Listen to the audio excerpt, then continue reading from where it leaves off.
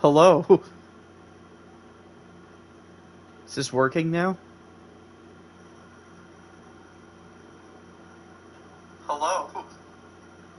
What the fuck? Is this working now? Why is it backwards? Hello. Fuck. Is this working now? Okay, now it's finally working. Why is it backwards? That makes no sense. Hello.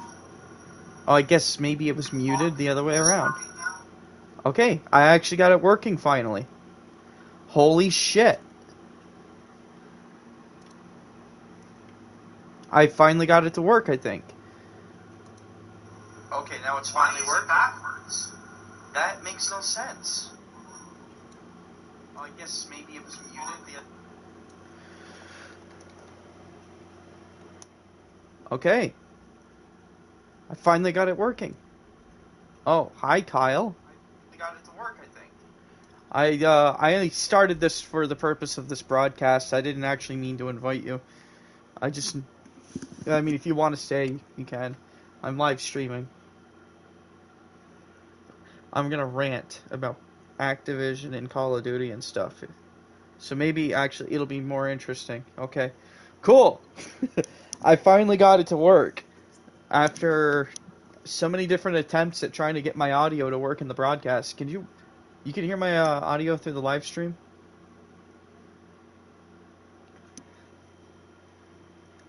Yeah, check the live stream real quick on my channel.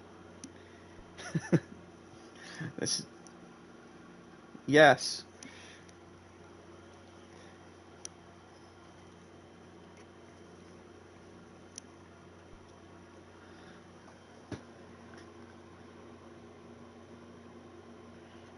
It's live from my bedroom. CONTROLOL and I rant about Activision.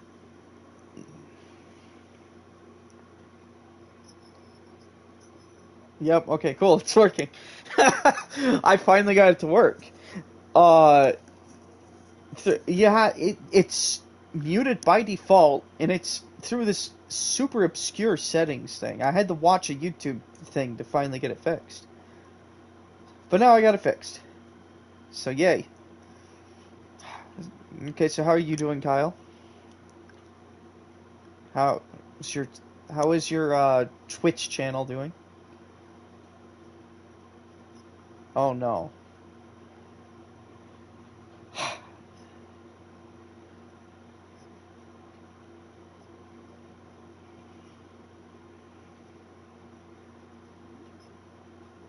Okay. I saw that. I checked your Twitch. I wanted to make sure you were still breathing.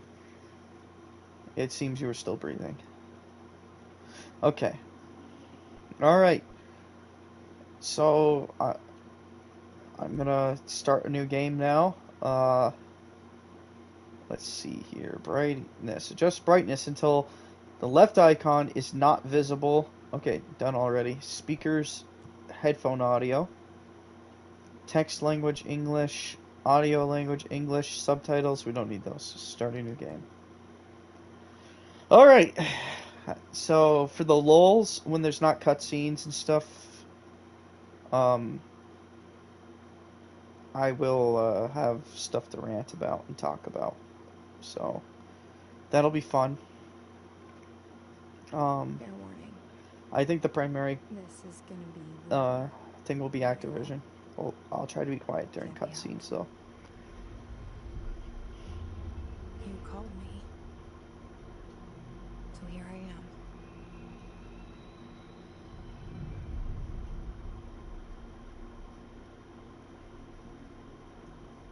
I know I shut you out sometimes. I'm always glad to hear from you. It's just that I get my hopes up. So many times it's led to nothing. I found nothing. It's like we live in a room, and there's a poster on the wall. We stare at it and we think that's the whole world. The room poster. The picture's something nice. A landscape, famous person.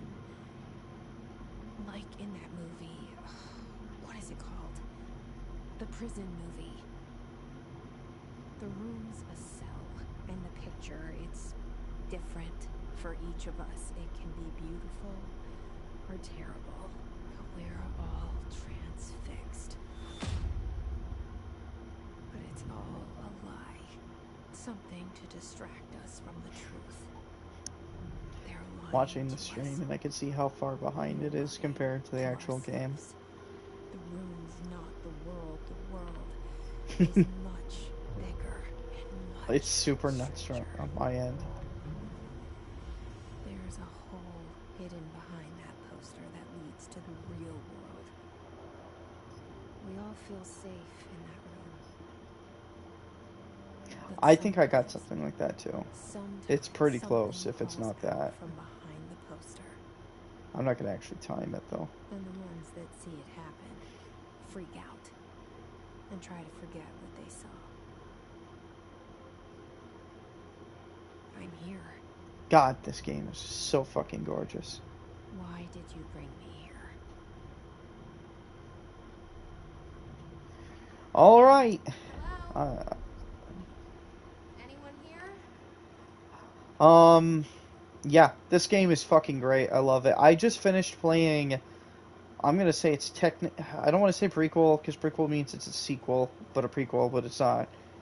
But the other game that is attached to this one, Alan Wake, it was really good. If you haven't, yeah, if you haven't played the AWE expansion for this game, then you probably wouldn't know. But the Alan Wake and this game are a connected universe. I don't think so. But I'm hoping that they'll allude to more Control stuff. Because Control, I fucking love. I always forget the doors open and close automatically like that, and it fucks with me. I love the architecture of this. This is like... Brutalism is the ugliest architecture humanity has ever made. But this is like aesthetic brutalism, dude. This is like... Just the sharp, clean concrete and all that. It's nice. I like it a lot. I will pick up every document. I will read documents in the future. I saw it a I long just don't feel time like doing ago. it at the moment. I keep seeing it in my dreams.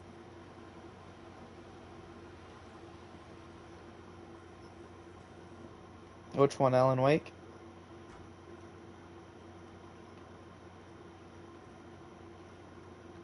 So good. Um,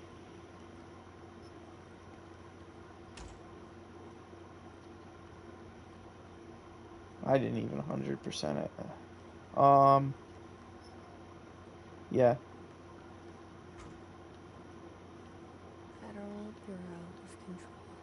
That is, like, even the So name of the there's agency is information so, hiding like, it's good. inside. Everything about this is excellent when it comes to that stuff.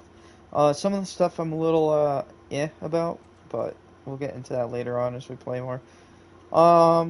Should I start the rant now or later? uh,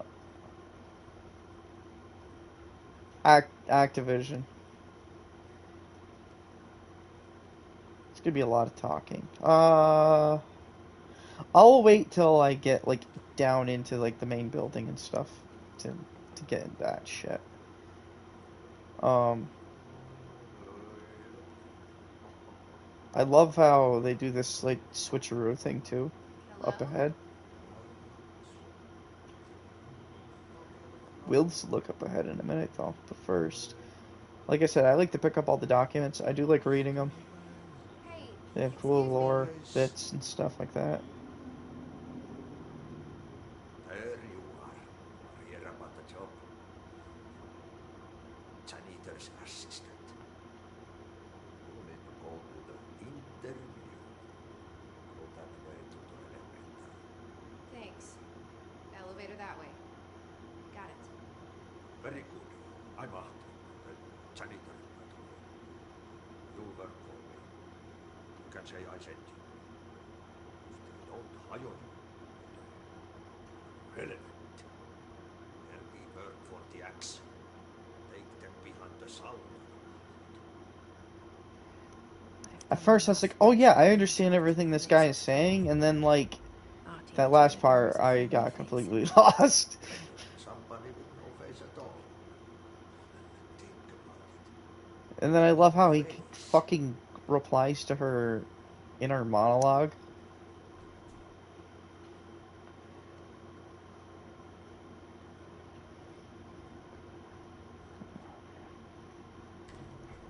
The cell. I love how the building And the does that loop poster. though. And I you was don't even 11 years notice at old the first. first time I saw behind the poster. They told me I imagined it. I've been trying to pull it down ever since. Will you help? Everything about the yeah, a little. DLCs kind of help make it a little beefier, but only a little bit.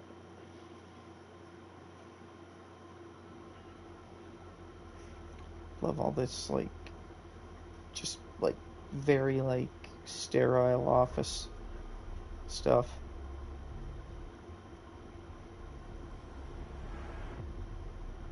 The sound design is excellent. And then when you play, it's kind of interesting. If you play Alan Wake after this game, you can see where they took certain things out of Alan Wake to implement into this game.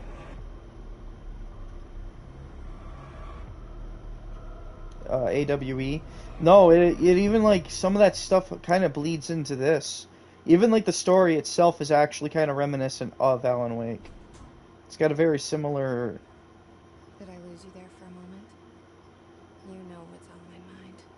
My baby brother, Dylan. 17 years since the men of this bureau took him. It's more than just that. It's like the haze is basically. I think AWE explains that Alan Wake uh invented the FBC by writing it into the reality, specifically to combat the darkness, help him combat the darkness or something like that. Well, to contain a specific part of the darkness that came from his universe. Darkness is like the haze in Alan Wake, but it's slightly different, kinda. It's less sci-fi and more Lovecraftian almost. And I hate making that reference, but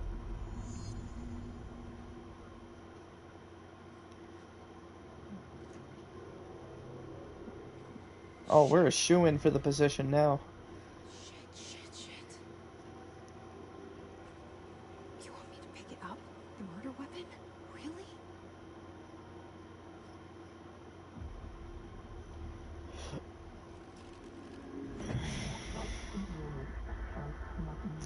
The DL, like I said, AWE like officially connects the two.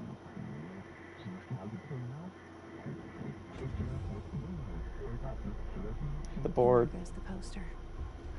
Objects of power can cause or be results of AWE's altered world events, intrusions upon the perceived reality.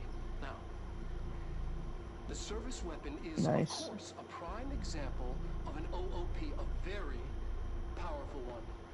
Ingrained in the Bureau's DNA, a key component in our prime candidate program. Come out of that Russian roulette a winner and you're it.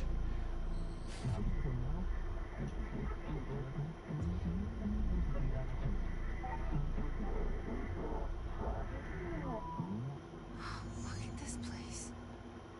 Where am I?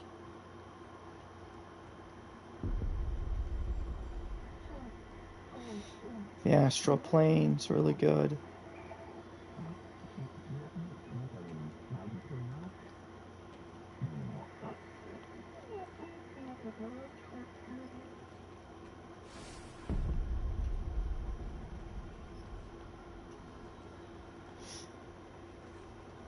Well, it's meant to be much more clinical.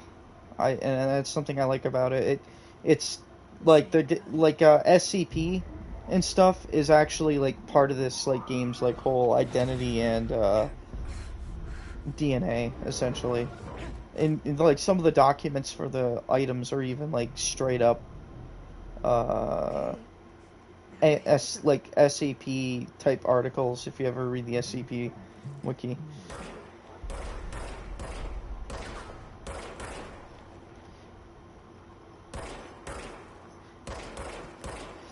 It's based on SCP-173 roughly.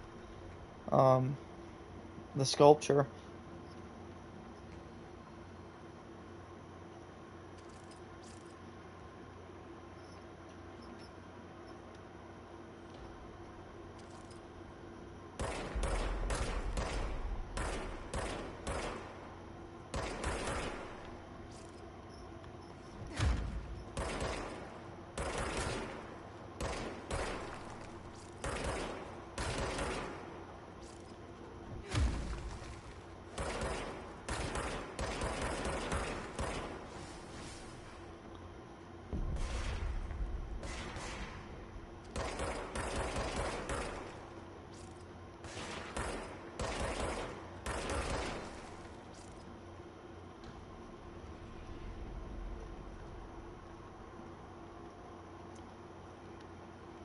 Enemies drop health, collect health. I already collected all the health.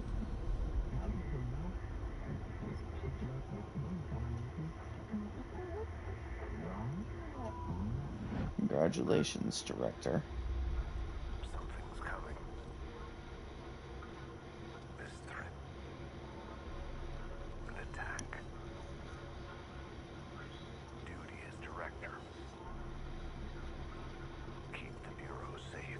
Oh, that's something I love about it is it's like it's a government agency, but the government actually has no control over what's Right going after on. the Like pyramid spoke to me and they trusted me, literally I understood are controlled absolutely by extraterrestrial and this gun's unnoticed. interdimensional aliens, essentially. I'm happy. Like this Happy one to be specific here. agency, and then like the whole thing is it's like that Set though. to go. You can't let this happen. You can't let this happen. You can't let this happen. You can't let this happen. I kind of like the intersplicing of live action shots. You can't let this happen. You can't let this happen. You can't let this happen. They do a little bit of it in You Alan stopped Wake, it. particularly on the You. televisions. Thank you. That was horror. I can't remember. I don't think so.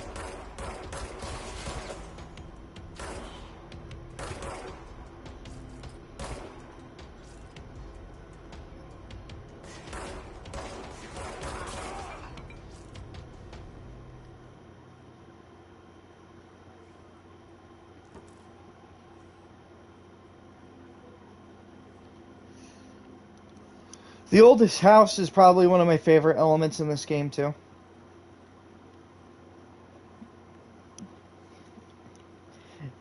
The building is a character in on itself.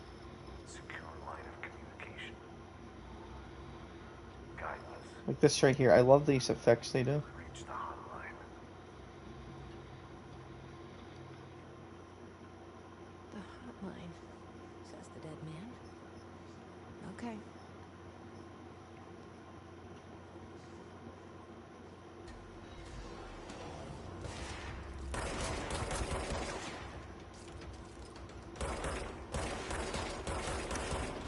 Once we get past the part with the lady or the people in the bunker, the game opens up slightly more, so I can focus on my ranting.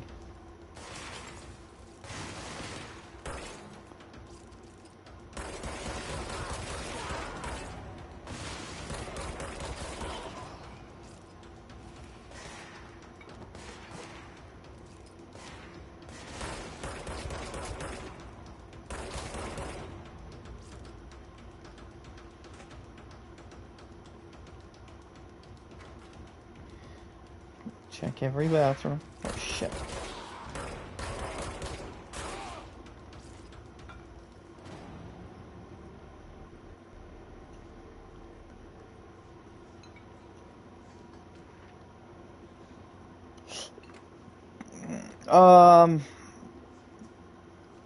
Almost both. I definitely lean more towards the power because the power is a little more fun to goof off with.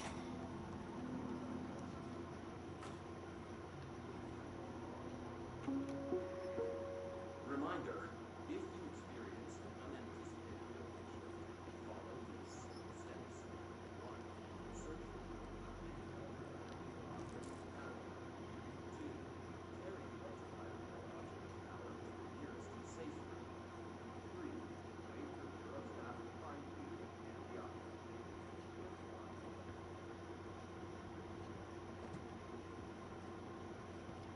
Sound effects in this game are great too. My computer turned off. Oh well, I guess it's not that important. I don't need it.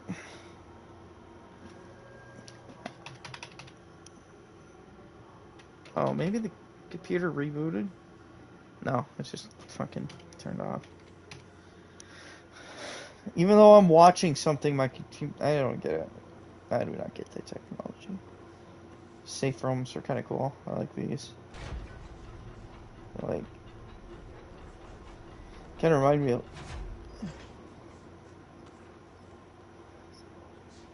Oh, Jesus Christ. It's not that kind of game, Mr. X.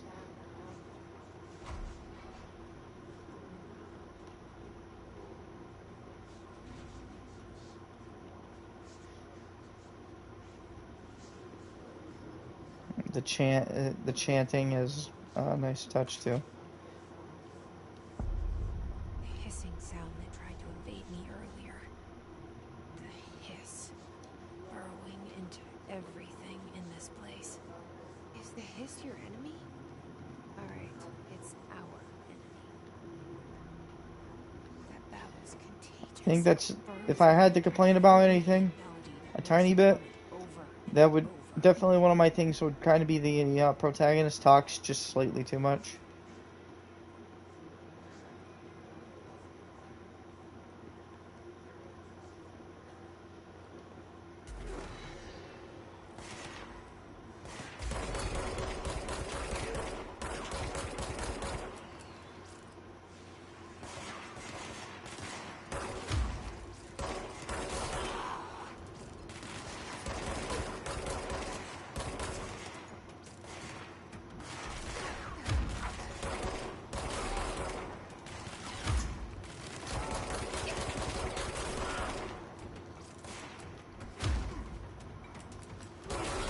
What the fuck?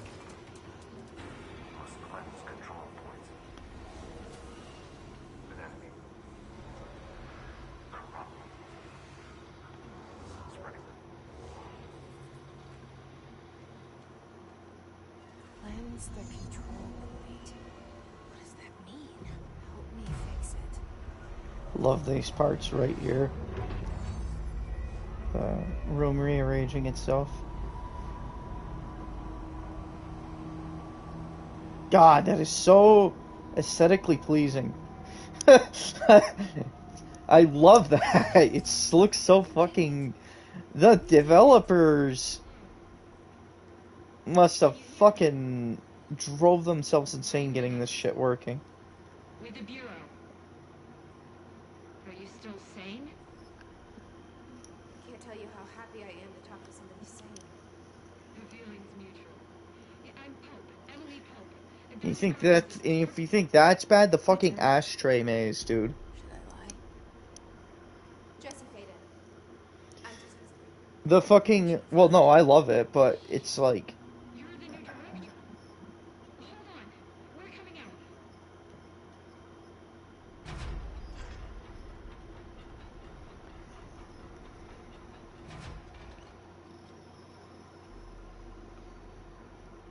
Director The... Faden. What is it called? Okay, Jesse. I'm Emily. Look, somehow this hostile force, this hiss? What the hell is it called? That works. Somehow the hiss If you didn't know, the song and just they play in the ashtray moving maze forward is official. is Like the sound a of song prison played by glass a fictional band that exists in this universe, and that band is in Alan Wake, pretty predominantly, actually. Extraordinarily, you.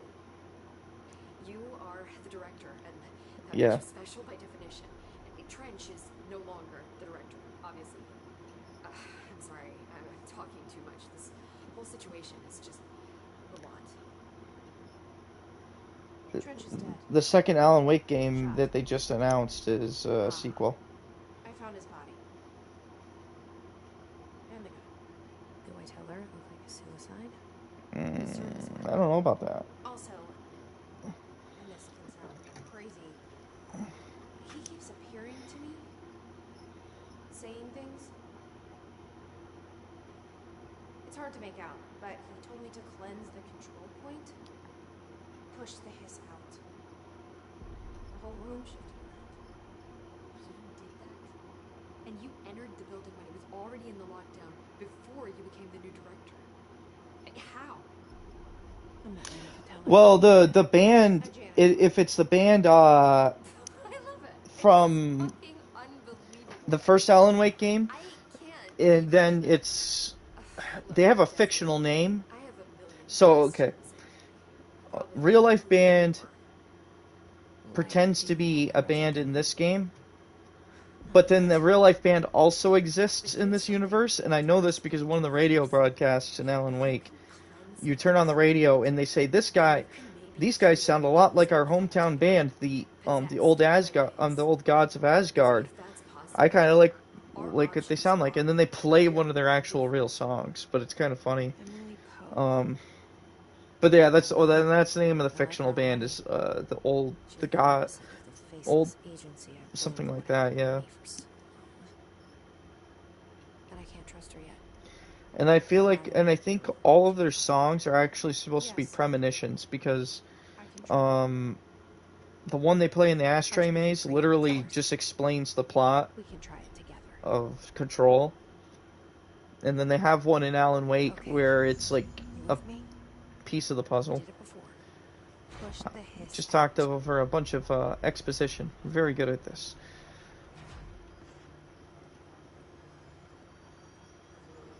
Exactly. Everybody is paying attention to what's happening on screen with absolute impunity.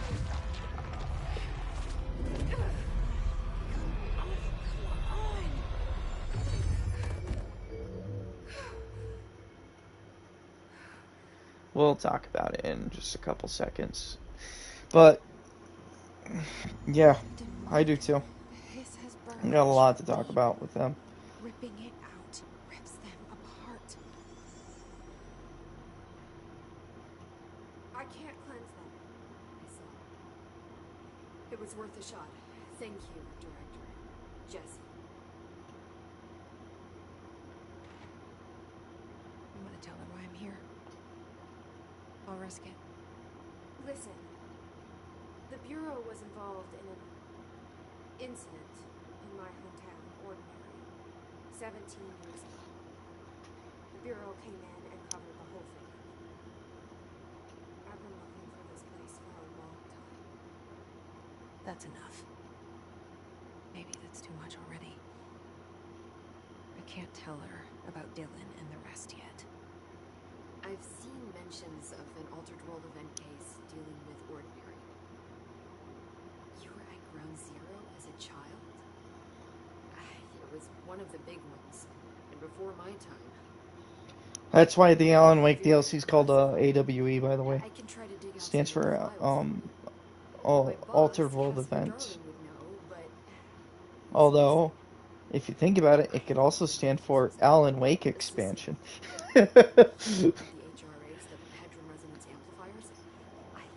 Yeah, because AWE, like that particular portion of the DLC plays a bit like Alan Wake, at least it carries over a bunch of the elements of it. Yeah. yeah, flashlight stuff. An old Bakelite telephone? And then, like, I tried to spoiler warning, I guess, but the doctor from Alan Wake, the psychologist that got, like, locked in the room with the darkness, he's the, like, entity you're taking on. How to destroy the hiss. But, Where is that? but he's like, it's horrifying, It's dude. to the communications department through the mailroom. It's part of this sector, so we can access it even with the lockdown in It's place. it is fucking disgusting. Wait till you see it. Okay, that's my next stop. The other expansion I thought was kind of lackluster. What the hell was it called again? Oh, the Foundation. Keep an eye out. It kind that part felt a little lackluster. They call me the director. That's not me. I'm not a director type. Not a leader. Why am I here? I think you already know. Yes, I came for my brother, but there are other reasons too. I said I was looking for answers, but I might never understand them. I'm not looking for proof. This is already it. More than enough. No matter what they told me all those years, I know it's real now. I didn't imagine this. Oh, I need this Part of this exact ringtone. What scares me shitless Oh, is that never I mind. They're probably finally not gonna found play it. I need this exact ringtone for my phone, though. Destroy it all.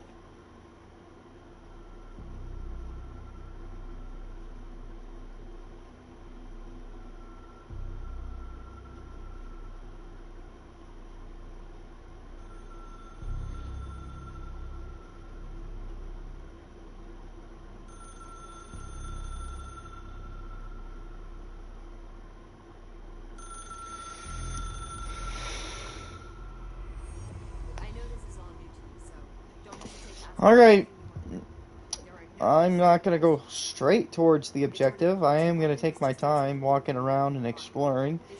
And while we do that, we will definitely, most certainly, be talking about Activision. And aka dog shit the company. Alright. So, where do we begin? I watched a video from Bricky talking about the hacking issue that Call of Duty has currently. Do you know about it?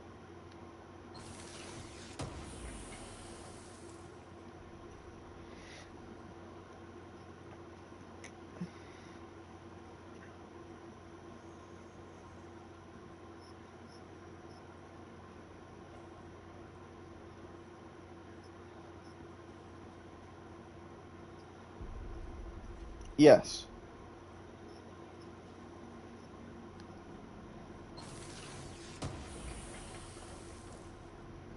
Um, okay, yeah, continue.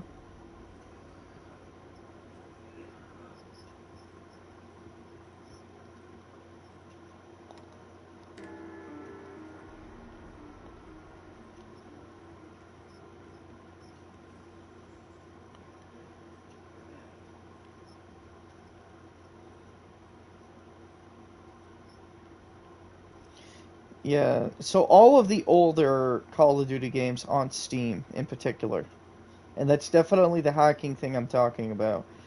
Um,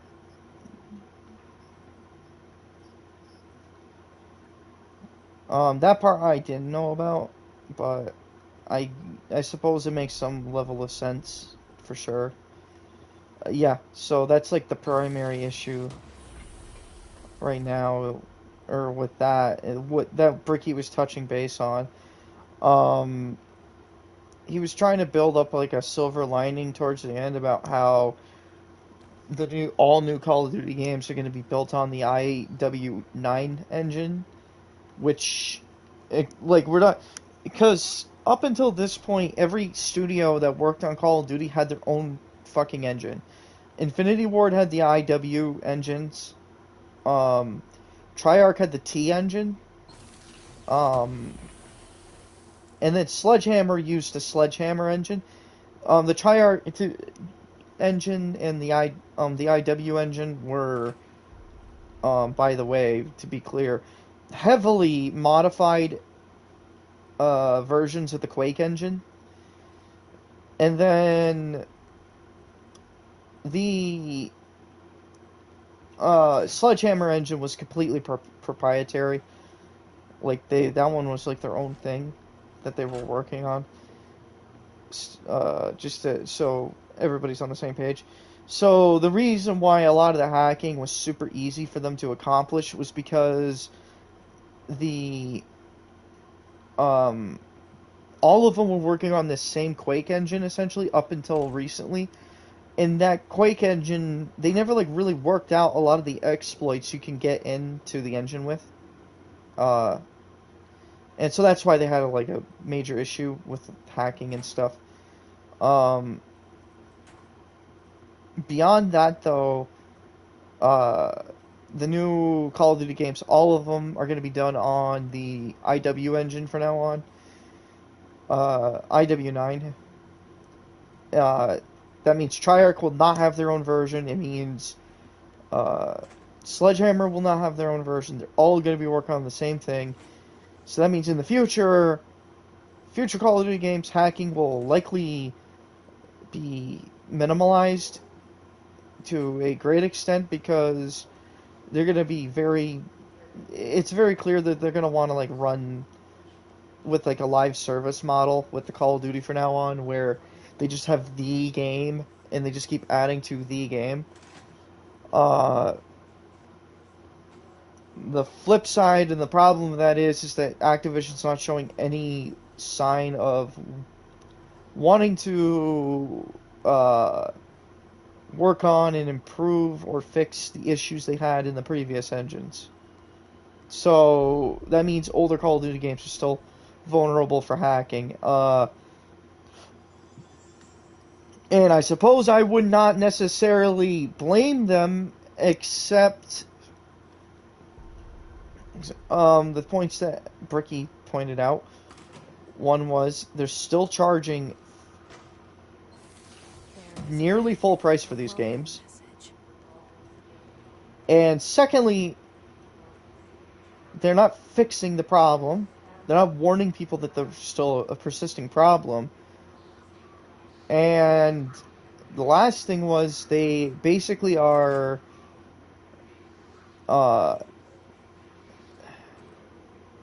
then they're shutting down the fan made engines and platform mod. What are they called again? Fan made clients.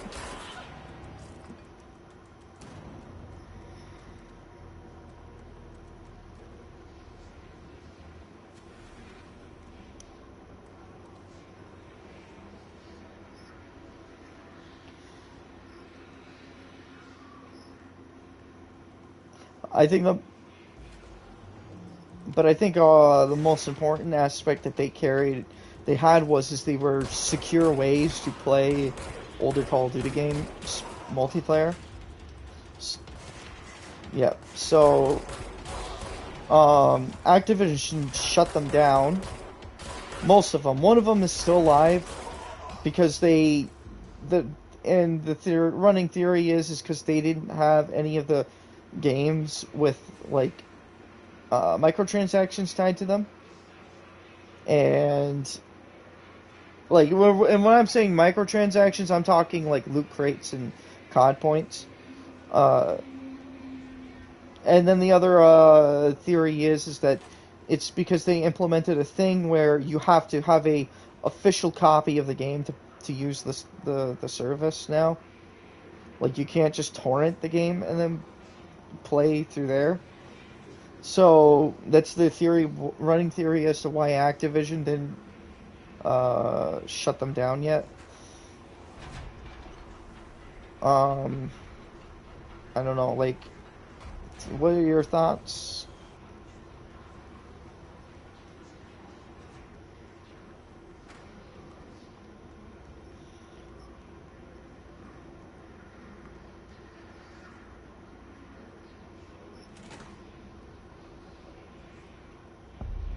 Yeah.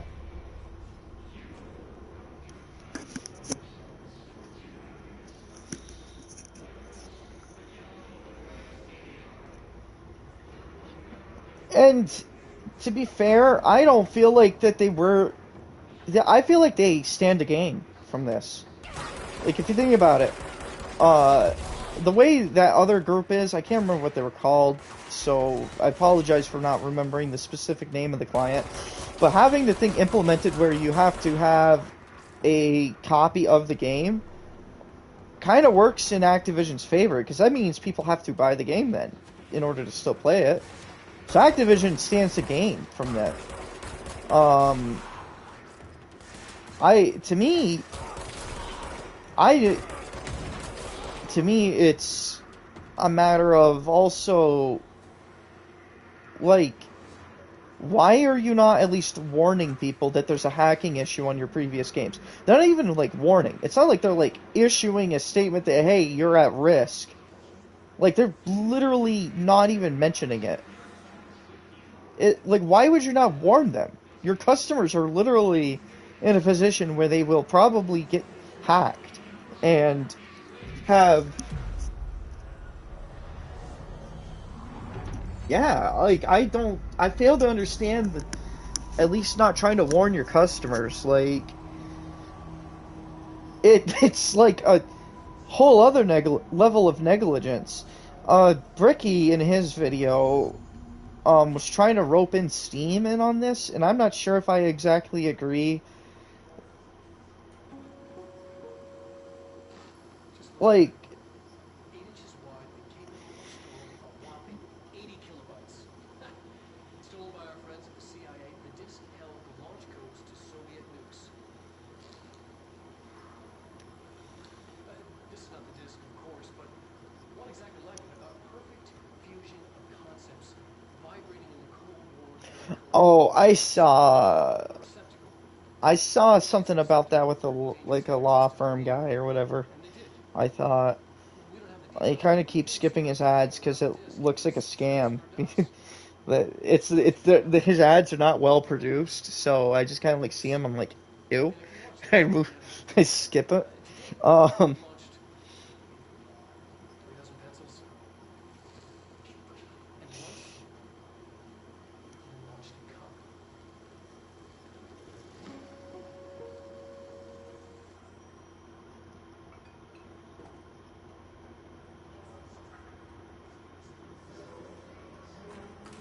Communications. Yeah, I don't feel like that guy's a scam per se.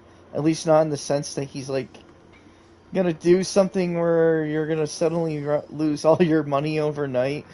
Um, but the whole thing is not ideal either way. You slice. I don't know. Back to the point is though is that the point I was going with this with like the Bricky thing is I don't particularly agree that Steam is responsible for them like Activision's negligence. I feel like that's 100% on Activision. However, I do think it would be wise for Steam to probably invest in putting out some kind of a warning for their customers, primarily as a precaution to protect them from essentially Activision just being a, well, the pretty standard dog shit fucking company. I hate Activision. I can't stand them. I regret buying the new Modern Warfare 2 game at this point. More, it's bullshit. I don't. Do you want to explain? Yeah, you want to explain your predicament?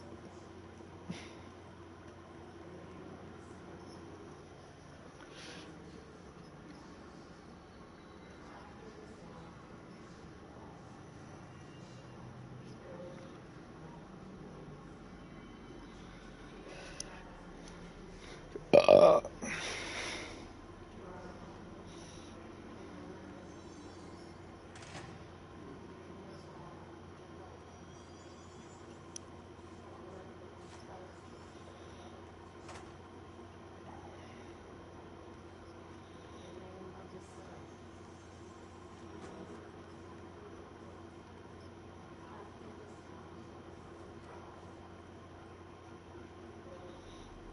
Yeah.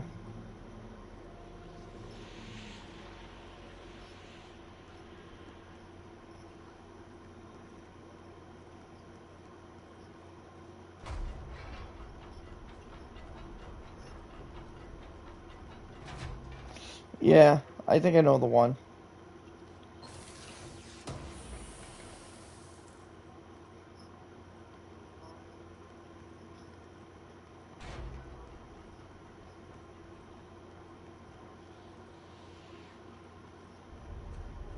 An object of power. Looks like the piss have latched onto it. We need to cleanse it.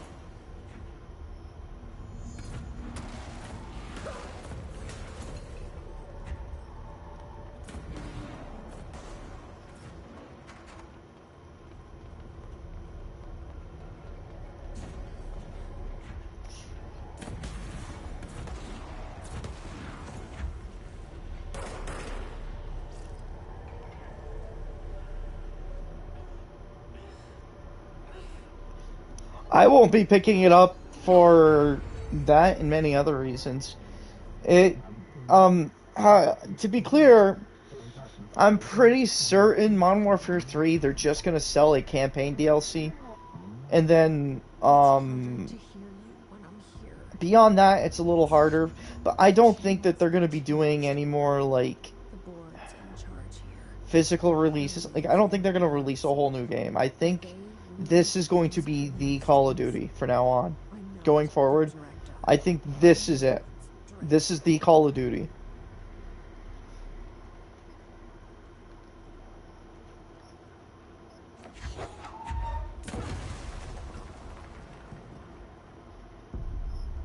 I've heard $36. So, yes.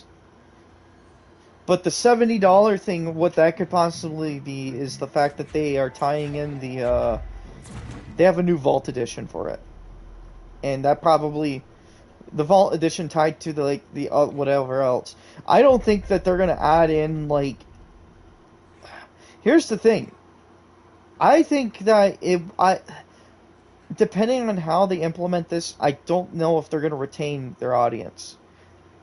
So what I mean by that is that if it's just an expansion where it's like, oh, okay, we're gonna add in maybe a few new guns and a few new maps, it won't retain an audience because it's like most people have already grinded out literally every other weapon in the game. Everything's, I have almost every weapon that's available right now, Orion. So,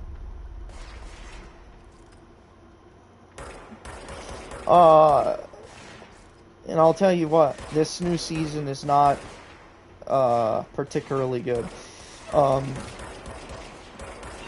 The But the current, like, if they go about it where it's like, oh yeah, everything carries over, it's like, okay, what is going to be available for me then when I pick up Modern Warfare 3? Are you going to have a whole new, is it going to be like, There you are. You were gone. there's a whole new set of weapons? Or is there going to be new skins for the weapons I already have? You wanted, right? Which, if that's the case, I don't know if I want to fucking grind out new weapon skins again. Like, who the fuck wants to do that?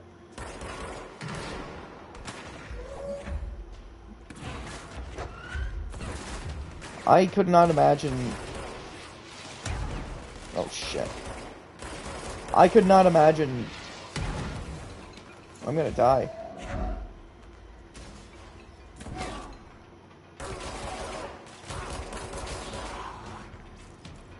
Just because I'm too focused on shit-talking Activision.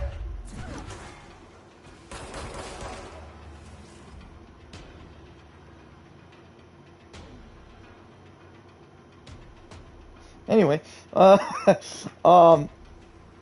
don't know how they're going to implement it, and I feel like no matter which way they implement it, it's not going to play in their favor. Oh, I knew that.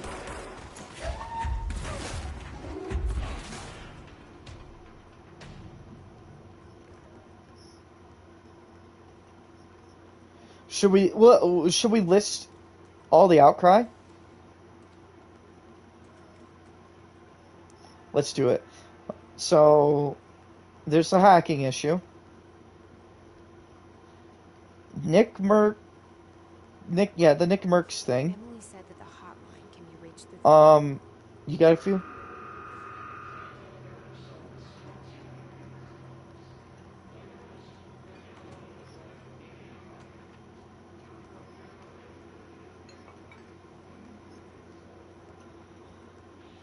The fan clients.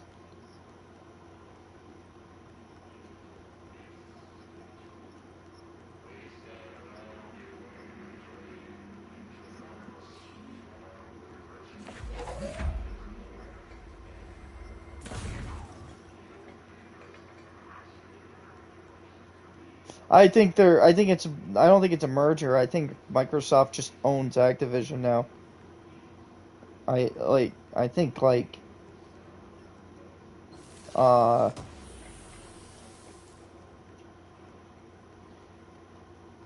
I can only imagine the kind of dog shit that they're gonna pull with that. Like, you know for a fact that Microsoft's gonna get the upper hand all the time now when it comes to like content availability.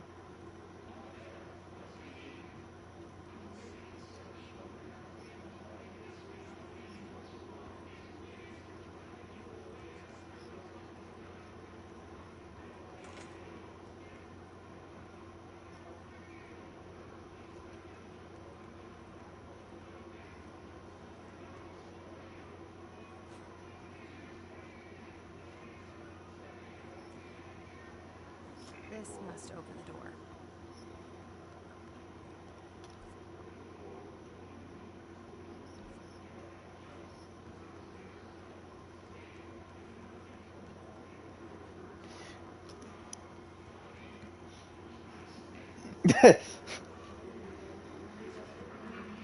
the P, I'm willing to wait. I'm willing to wager money that not all, but most of the people who like Call of Duty are not going to be the same kind of people who like Diablo.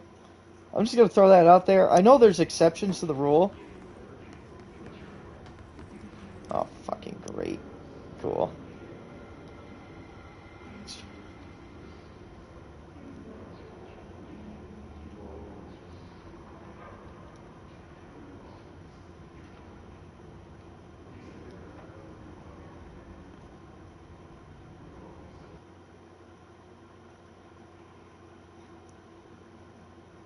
You still there, Kyle? No, I had a network error. No, I think the live stream's still going. No, it's still going. Um, where was I? Oh yeah. So I actually forgot what the fuck I was saying when I got kicked out of the party. Oh yeah, the merger. What the hell was I saying with the merger? Um, I can't remember now. Oh, that's right. Yeah. I'm willing to wager that not a lot of the people who like Diablo are not the same kind of people who like Call of Duty and vice versa. That doesn't mean that there isn't bleed over. There's obviously bleed over. There's people who like both types of games and stuff like that. What I'm saying is that most of the people who like Call of Duty aren't going to go, "Oh, I'll go play this Diablo game," because they're not that type of people. Most people who play Call of Duty, they're like casuals, you know. They got day jobs and they come home from work and then they just want to like play some fucking Call of Duty because it's to them it's relaxing and fun. Uh, you're not gonna get that out of fucking people. You know, those kind of people are not gonna like look at Diablo as a viable alternative to the game that they spent money on. But by the way, Activision,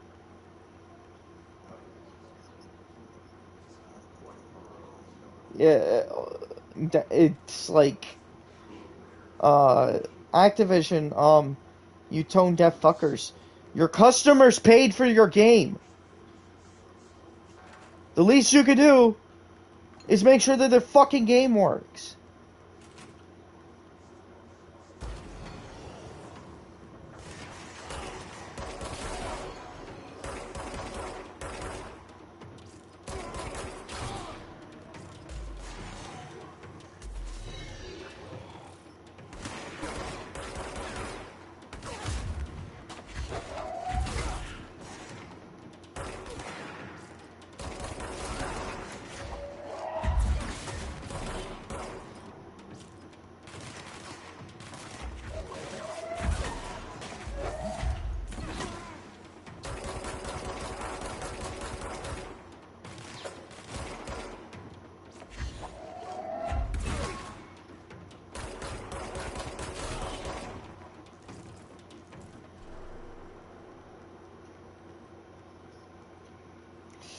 Yeah, they literally don't fucking care about any of it.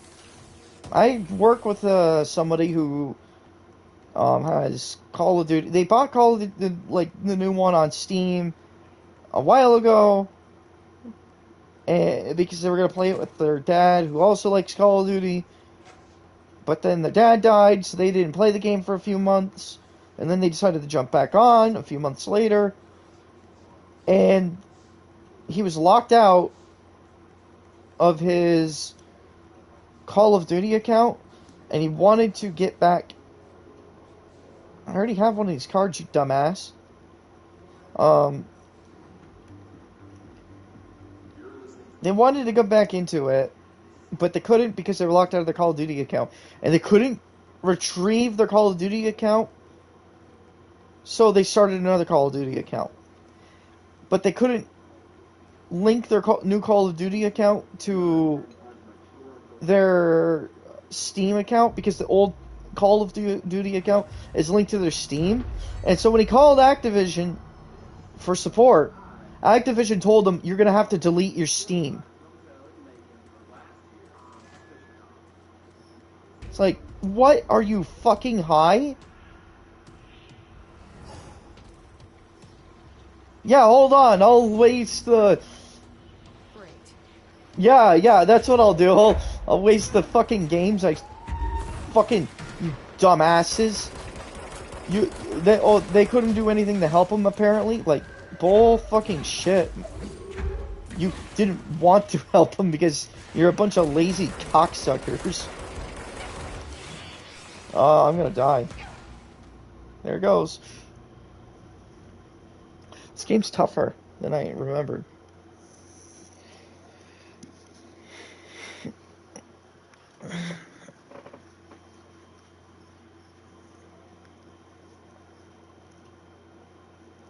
Oh yeah, and like high ground is definitely a must-have in this game.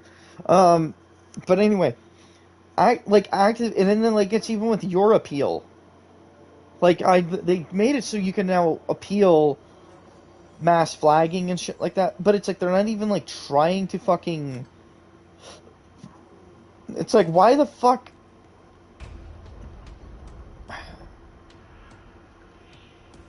Like,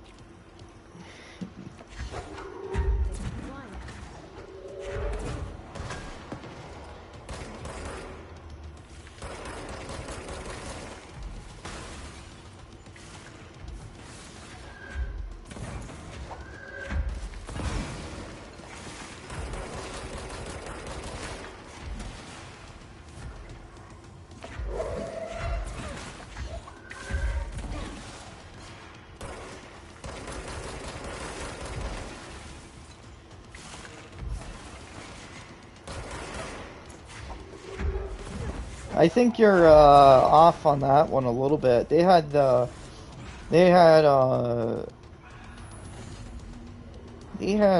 zombies in Vanguard for a while now. I have a feeling he'll be back. Let's stay Yeah. focused. The hotline should be past the mailroom.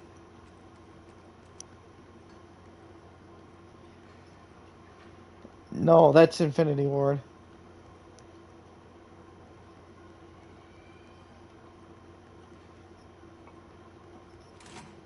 Yeah. But that wasn't this year.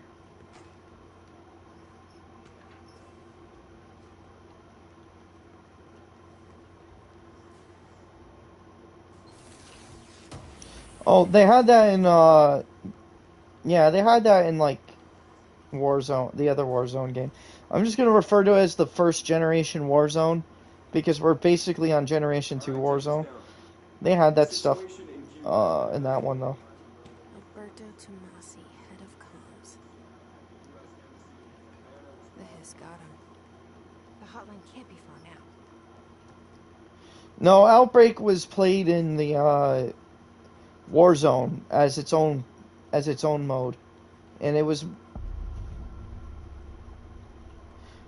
Cold War. Okay, so Cold War had zombies, but Outbreak was tied to Warzone, and Cold War was also tied to Warzone. So, Modern Warfare 2019, Black Ops Cold War, and Vanguard were all tied to the first Warzone game. They added in Outbreak as a tie-in with Warzone. It wasn't like played in like the regular Warzone thing. It was like a zombies mode or something like that. Green logic. Light switch cord. Either way, I don't know. Have we been They, I didn't. No. I've stayed at a lot of roadside motels across the country. On the road, on the run, under the radar.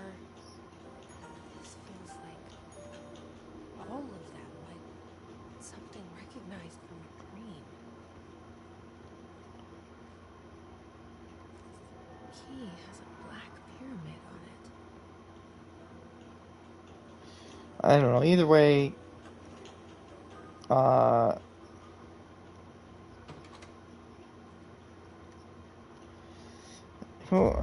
at this point, who fucking cares? I'm not gonna like. I'll sit here and speculate, but I can't fucking actually, in good conscience, keep buying their stupid fucking game anymore. I'm so fucking over it. They just don't fucking. They literally don't care about the fucking customer at all. Period. I feel like the Microsoft buyout is like a big hint at that, because Microsoft is also just a dog shit company who treats their customers like dog shit. No,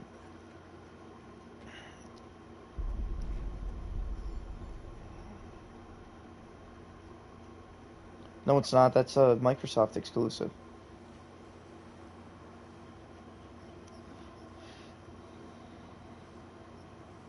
No, when they first announced it, they said exclusive on the Xbox Game Pass or something like that. They literally bought Bethesda to prevent Starfield from being a PlayStation exclusive, because originally it was in the works for being a PlayStation exclusive, but then Microsoft bought them to take it out of Sony's lap.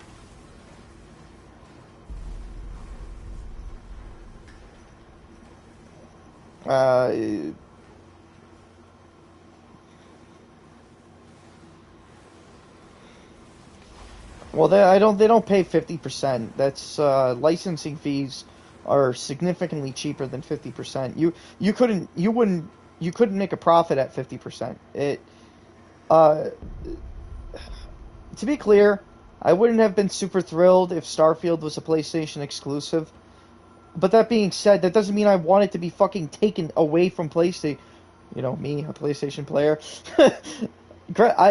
I have access to the platforms where you can play Starfield, but I'm not going to buy it, because I can't fucking sit here in good conscience and support this type of behavior. This is like anti-free market.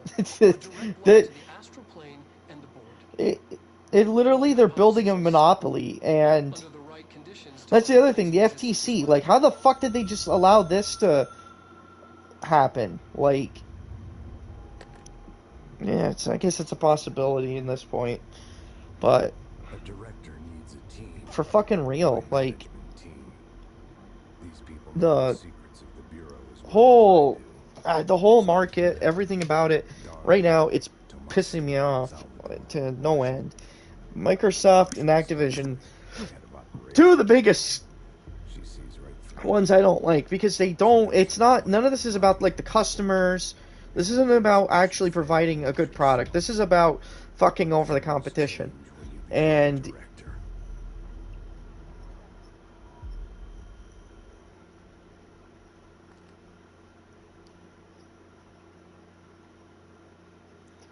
they're aware, but everybody is so complacent, and they don't want to, like, actually, like, do anything about it. Which the thing you would do about it is you should stop paying for it. Feels more like Which I'm gonna start doing from now on. I'm done.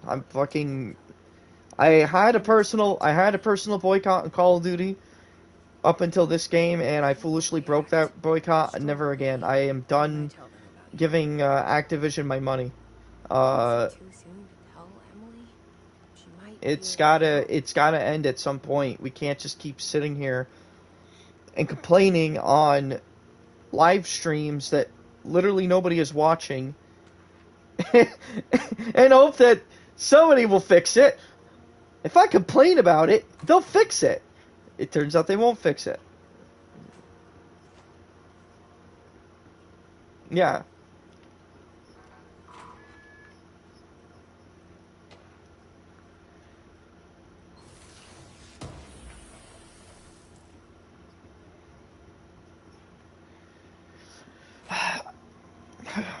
Do you, in good honest opinion right now, Kyle, do you see a future for Call of Duty at this point? Like a good future. I'm not talking like they're just barely scraping by or anything like that.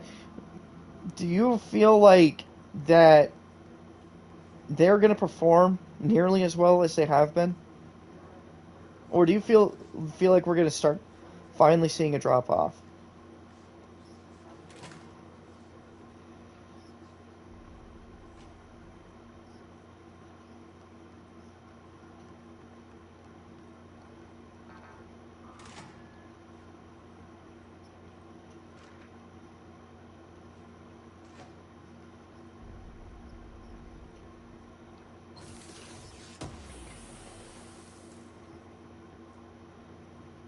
Yeah, well, this particular Battlefield was pretty fucking bad. It wasn't like necessarily even because the game was broken. There was just other, to my knowledge anyway, other inherent issues that made it like.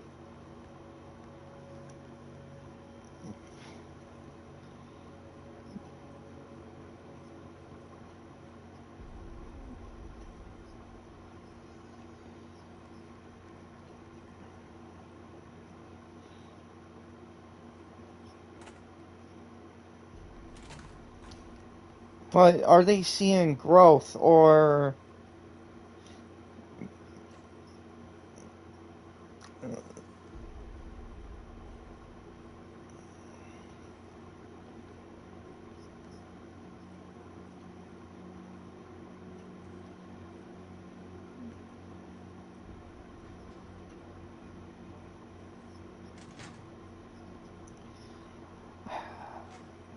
So I'm gonna disagree with you on that, but only to the extent that we're talking about EA.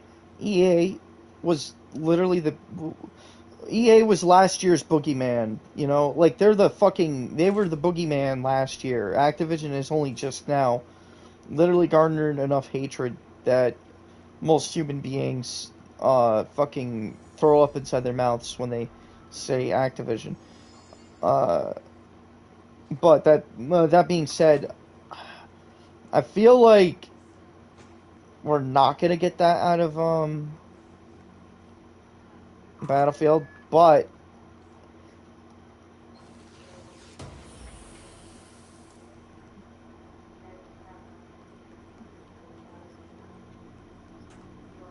I'm doubtful about that too. I don't think any of the major players here are gonna actually contribute anything of value. I feel like you're gonna slowly see more independent stuff become more prominent. Like for instance, what the hell is it called? BattleBit Remastered. That one's gaining a lot of traction. I feel like they're gonna. What the fuck? Oh, there they are.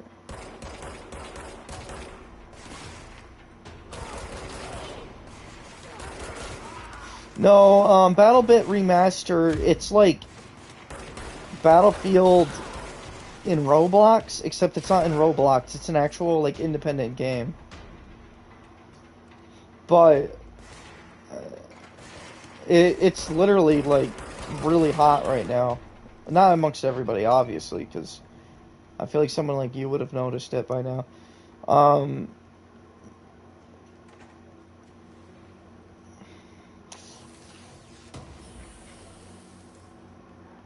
It's also primarily on Steam, so it's not like you can play. Or maybe you can play it on console, and I don't know. I don't look at the PlayStation Store anymore. I'm been disappointed with Sony and their performance this generation.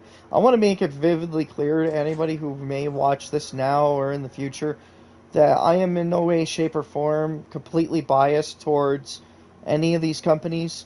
I while I do have a preference for uh, Sony in the past, I don't feel like this particular generation they've done well for themselves.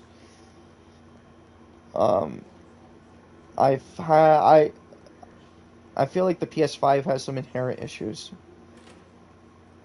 Uh, yeah, there might, and these might be more nitpicky than actual like like fundamental flaws, but one of them might be. So one of my nitpicks is I feel like this console is super buggy compared to PS4. Like PS4, you ever recall ever having like just like a really odd crash, like the game just like your console will completely crash, and the only way you could restart it is by unplugging it or something like that. You haven't had that before?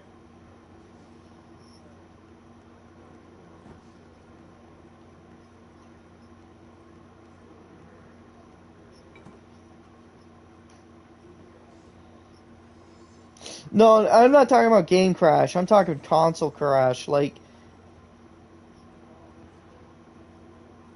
that, yeah, or like I've had it, like I can count it at least, it was like literally 3 times where I would have an instance where I'd have to like completely unplug my console. But to be clear, this is like I owned a PlayStation 4 from beginning of generation to end of generation. And I can count literally 3 instances where I had to do this. PS5, I've had to do this like multiple times now. Like at least 4 times that I can think of in the 2 years or so that I've owned this console, where I've like literally had to unplug it to fix it because it was so frozen and broken that you couldn't do anything. So it's not just like and it's not just like that. There's also like the controllers. They have a similar issue that Nintendo's had for a while now with like the Joy-Con drift. The PlayStation's new controller has had this joystick drift. My friend Evan has gone through I think 5 different controllers now. It's literally like been clockwork. Every 6 months he's had to get a new controller. I've had myself to go through 3 different controllers so far. So this isn't like, I mean, my brother will try to testify otherwise. He's only had, I think, 1 controller. I don't think any of his controllers broke so far, but I could testify that I've gone through at least 3, and my friend Evan probably 4 or 5 of them. Can't remember. So the whole, why do these guys keep coming? It's because I've been here too long. Telling me move on. There's nothing here. Anyway, so they've had an inherent issue with their controllers, and I think they fixed it, or they tried to. Not 100% certain. I have my doubts, because I bought a controller that was supposedly from a generation of controllers where it didn't have this issue, but then it proceeded to have the joystick drift.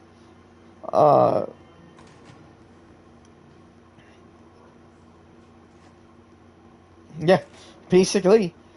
So I don't know if Sony's trying to pull like a Nintendo where they ignore the joystick. Nintendo ignores the Joy-Con issue, and then it just doesn't ever go away, and people still buy your stupid bullshit. Um,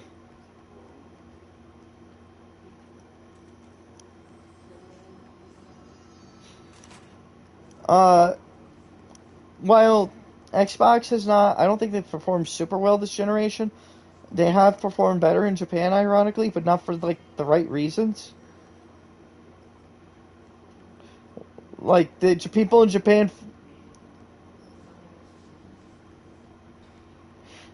well, because do you know why? Do you understand it? Well, I'll explain it. What happened? Well, what happens is they were selling the dev kit for like really cheap. And if anybody doesn't know, a dev kit is the tool set that a developer uses to make a game for a console. Um, and I'm not privy on exactly what that looks like, but I assume it's something that goes into the console because these people in Japan are buying the console plus the dev kit, and then they turn it into a fucking pirate machine. like they literally, like they just literally have everything on it, everything ever on it, essentially. Um, it's like I imagine Microsoft's gonna plug that hole. They probably already have. We just don't know about it yet. I'm not 100% privy on all of it, so uh, I haven't like done research on it. So it's probably been fixed by now. I'd assume they would fix something like that by now.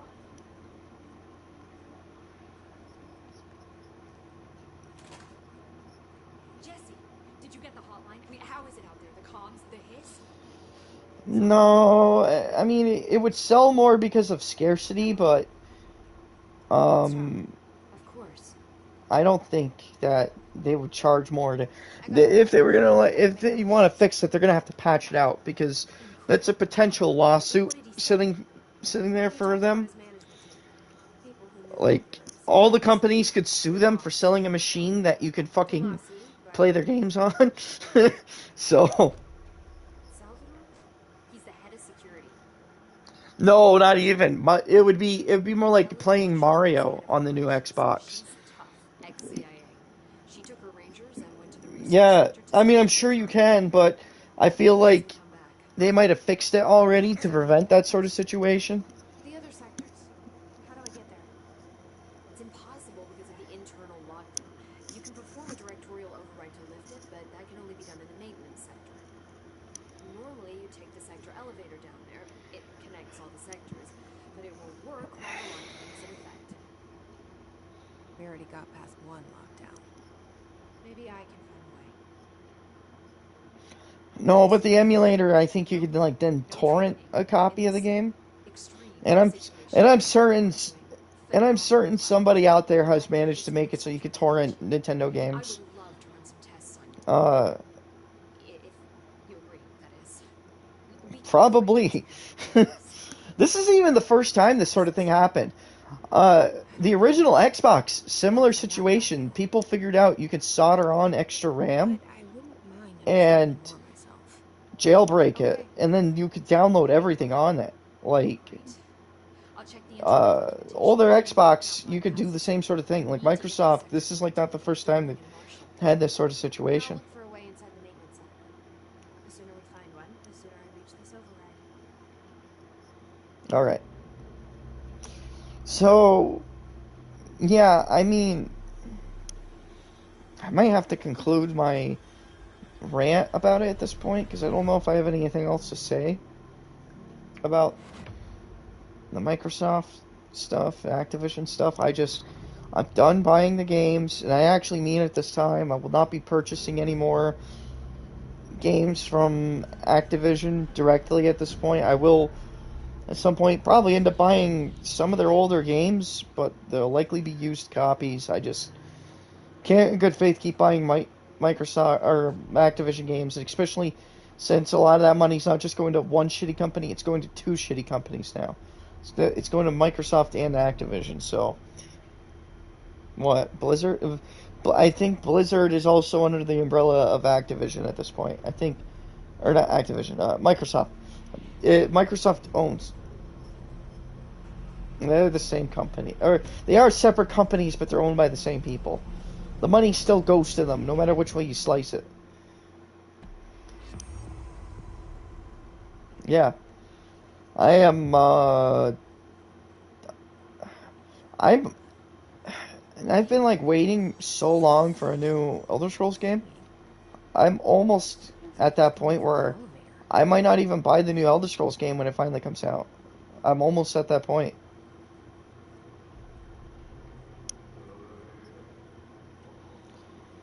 That is a big fucking depends for me though.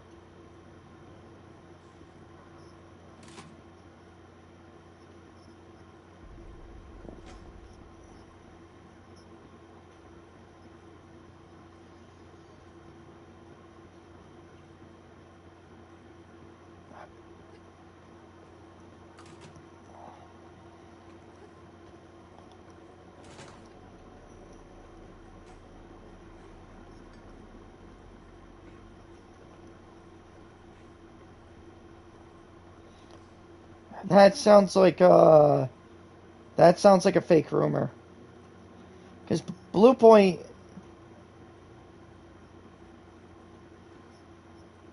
the Blue Point is, I believe, a first-party developer for Sony. Like, and their whole shtick is they remaster like older Sony exclusives. So I feel like that one's probably fake. I hate to say it.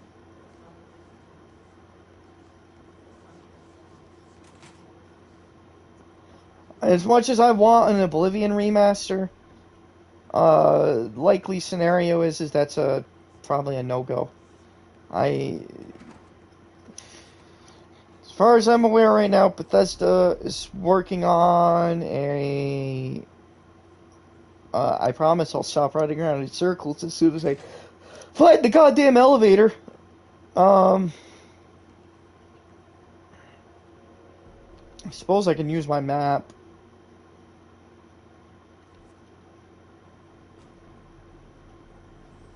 Search for a way.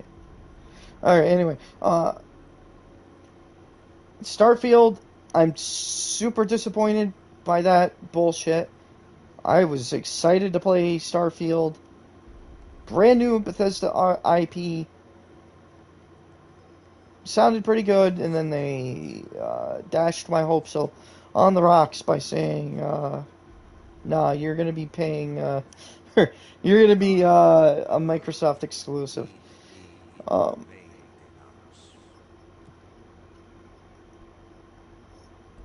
I said before, the janitor is a friendly face.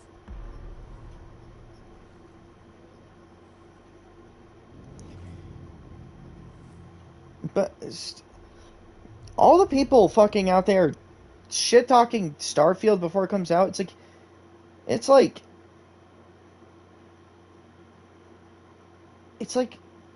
you guys are like particularly Fallout fans, super thirsty for another fucking Bethesda Fallout, but at the same time, they'll talk up about how Bethesda can't make a Fallout game to save their lives. I can find Ahti here.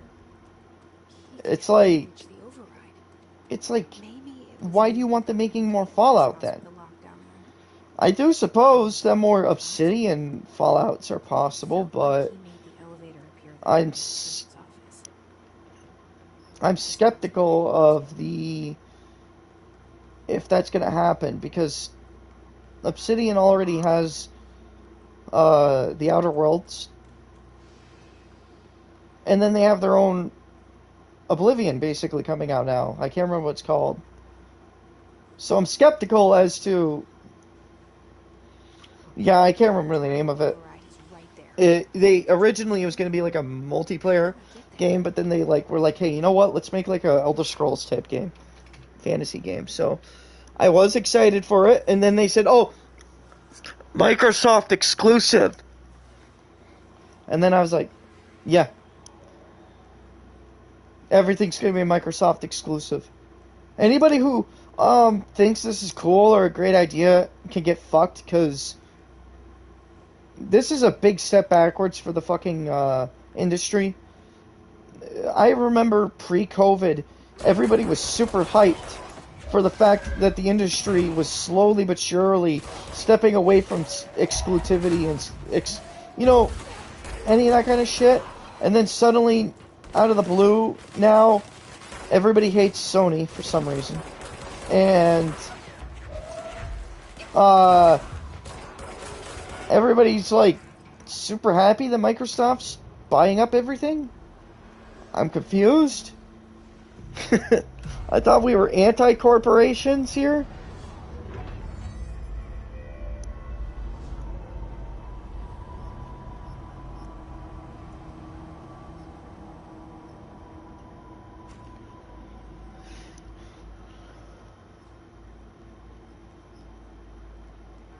Well, you don't have to own an Xbox. You just get their stupid Game Pass thing.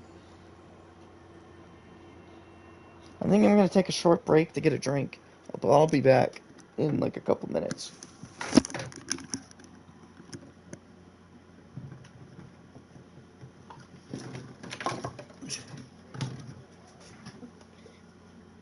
Keep my audience entertained, you bastard.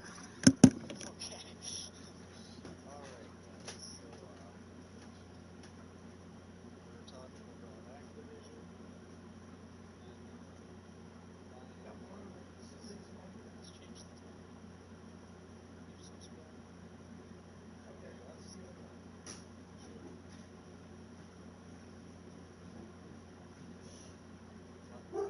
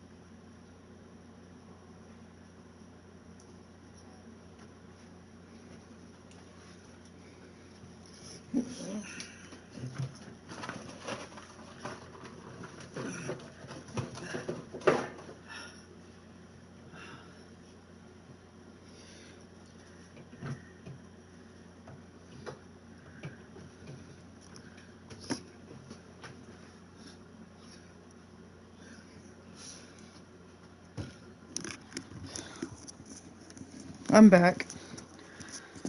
Ah, that's good.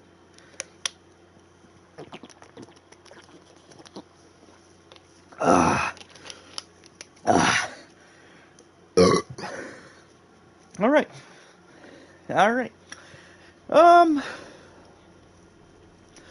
I was gonna make a Shooty Talks About video about the multiplayer, but I don't know if I actually want to do that now. Yeah, I think I might. Ironically, I already recorded the audio, but I don't think it was particularly good audio because I made it like around the time when like I was like close to like getting tired and shit. So I don't know. You want to just talk about it now? So, um, let's start with dislikes, and then we'll do positive stuff after, maybe. I don't know. Or not. I don't know. Let's start with general dislikes and likes. What did you generally like, and what did you generally dislike?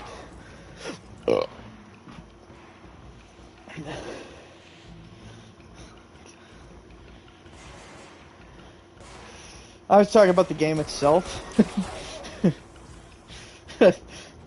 Okay.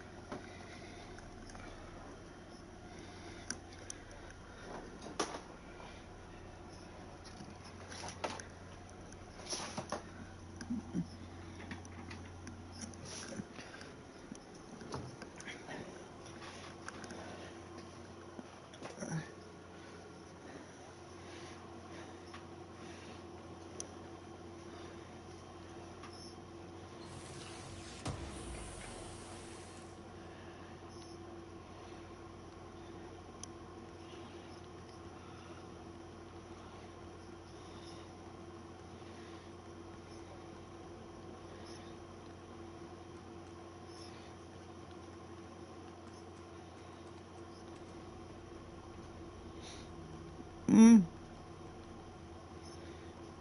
Do you have anything specific to point toward? Okay. You're What's down that way?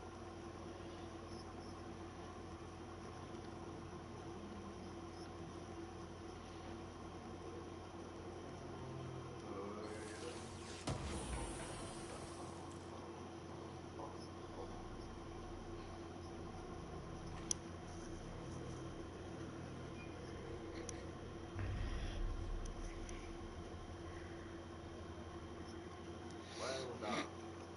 You got the job. Which place for congratulations.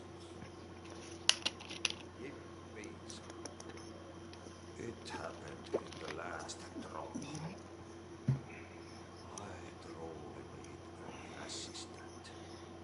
Funny thing is, I've been a janitor. I'm more at home in that role than as the director. Only Ati here seems to see that.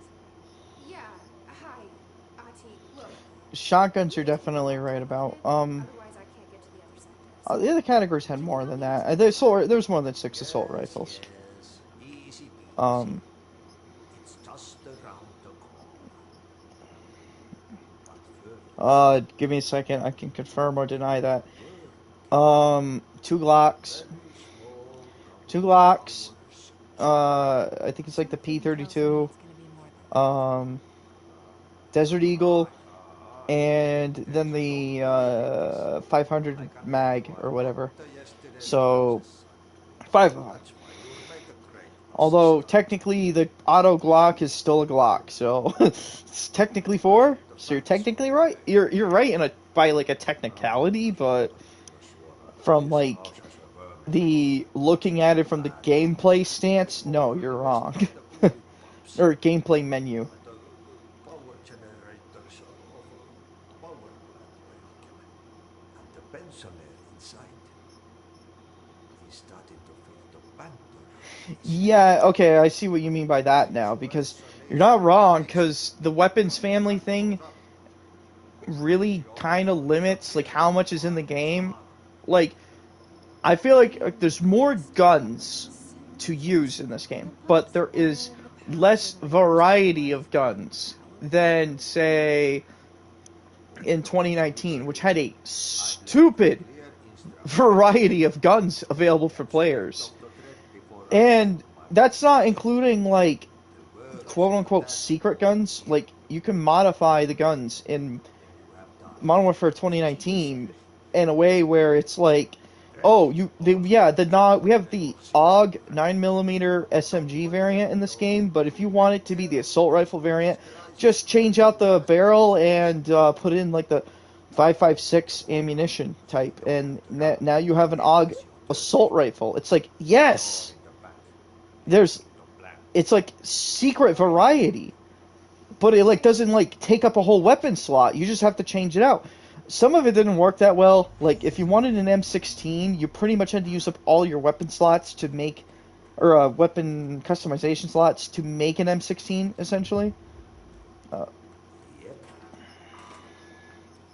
The dress wrote in the fire. Then it's like this system. It felt like they took one step forward and then two steps back. They made the grindiness less grindy in this game by eliminating the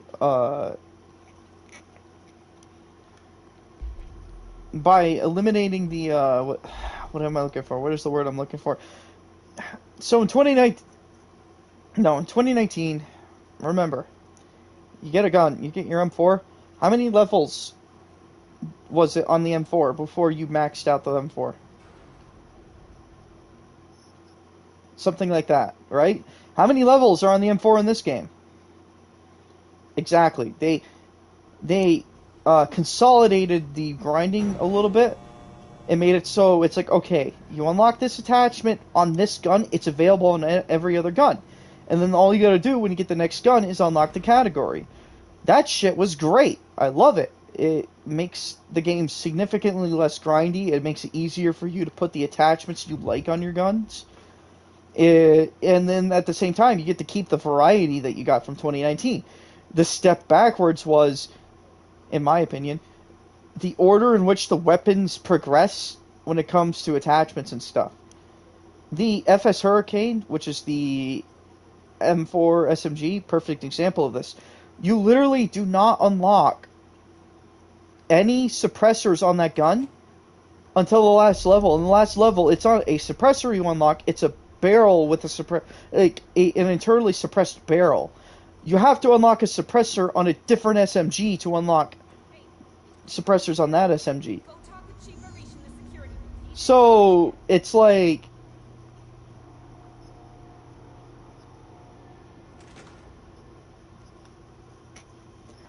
well, it's like, okay, for me in particular, suppressors are very important. A lot of people don't like to use suppressors because they think it cuts down on damage. That's not 100% true. Some of them do, some of them don't. But I use suppressors because my particular playstyle, I like to limit my signature on the map as much as possible. And a big part of doing that is suppressing my weapon. The less the enemies know where I am, the better. Especially if you're like me and you enjoy destroying campers. I can't. It was not impossible. They all have it was not impossible, but it was difficult to level up the FS Hurricane without a suppressor. And grinding the camos was not any fun without any suppressors also. So Chief Arish, FBC Security. it it's Man, it wasn't fun. Formalities, please. But Right. that being said, the other thing Look, as you is again not as much variety. Just not a ton of guns in this game. Like yes, there's a lot of options, but the options amount to you want a regular M4? Do you want the M16, which is dog shit? It's what we call a power plant. Actually, here's how I would phrase it. I'd be like, do you want an M4? Do you want a terrible M4? In case of attack. Do you want a battle rifle M4? How about a LMG M4? SMG M4? They're all still the M4 at the end of the day. Now, yeah, they act a little different and stuff like that, but there's all the same fucking gun. And then on top of that, a lot of the DLC guns, a lot of them are M4, or I would call them Stanag platform weapons. For people who are not privy to gun talk, Stanag is the type of magazines typically used in M4 style weapons or a lot of NATO weapons. It's not the name for all of the magazines. I need to be clear about that before somebody chops my head off about that. But it's generally the magazine you can use in an M16. It works in an M4. It works in the Honey Badger. It works in a lot of NATO guns. A lot of NATO guns use those magazines. They added in a bunch of those type of guns, basically. We had a Honey Badger. We got the SIG M13B. We got the fucking MPX, which, yeah, it does not use Stanag mags, but it still has hallmarks that you see from M4 guns. You got a ton of guns that are just repeats of that. Not necessarily a bad thing, but it doesn't feel like it actually has variety. It's just like, here's a ton of the same guns. This season they finally added in a FAMAS, and it's a mildly okay FAMAS. It's actually, I think it's better than the one they had in 2019.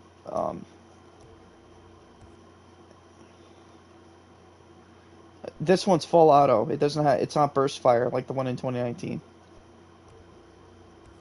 You hate full auto?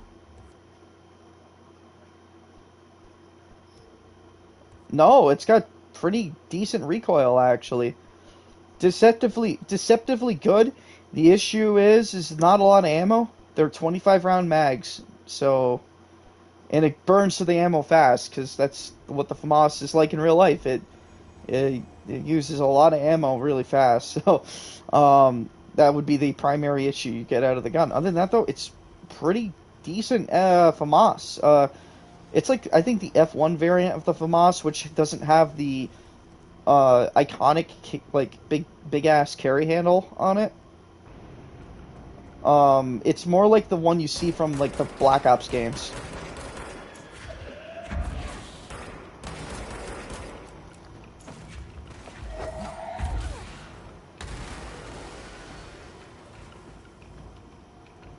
But yeah.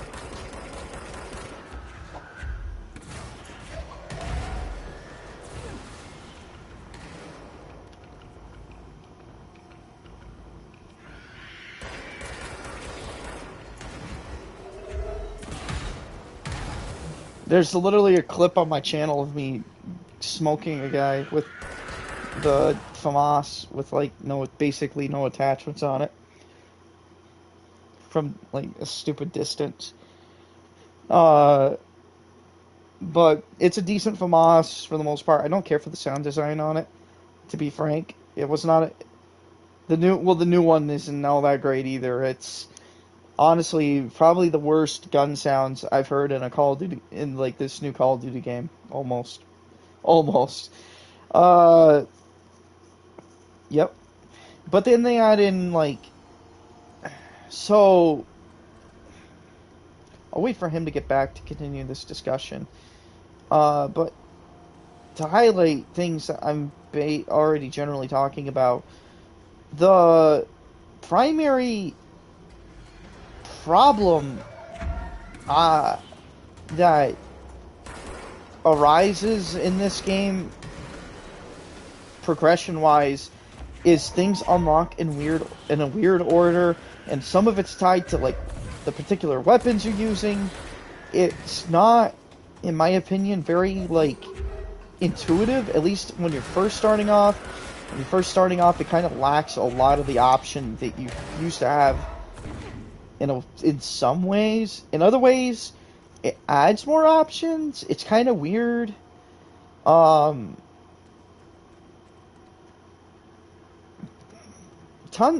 Again, like I said, there's tons of weapons, but like a lot of them are just the same thing you've seen before. They have like 3 different AKs, like just like AK assault rifles. They have what is basically the AKM, AK-47 for your layman.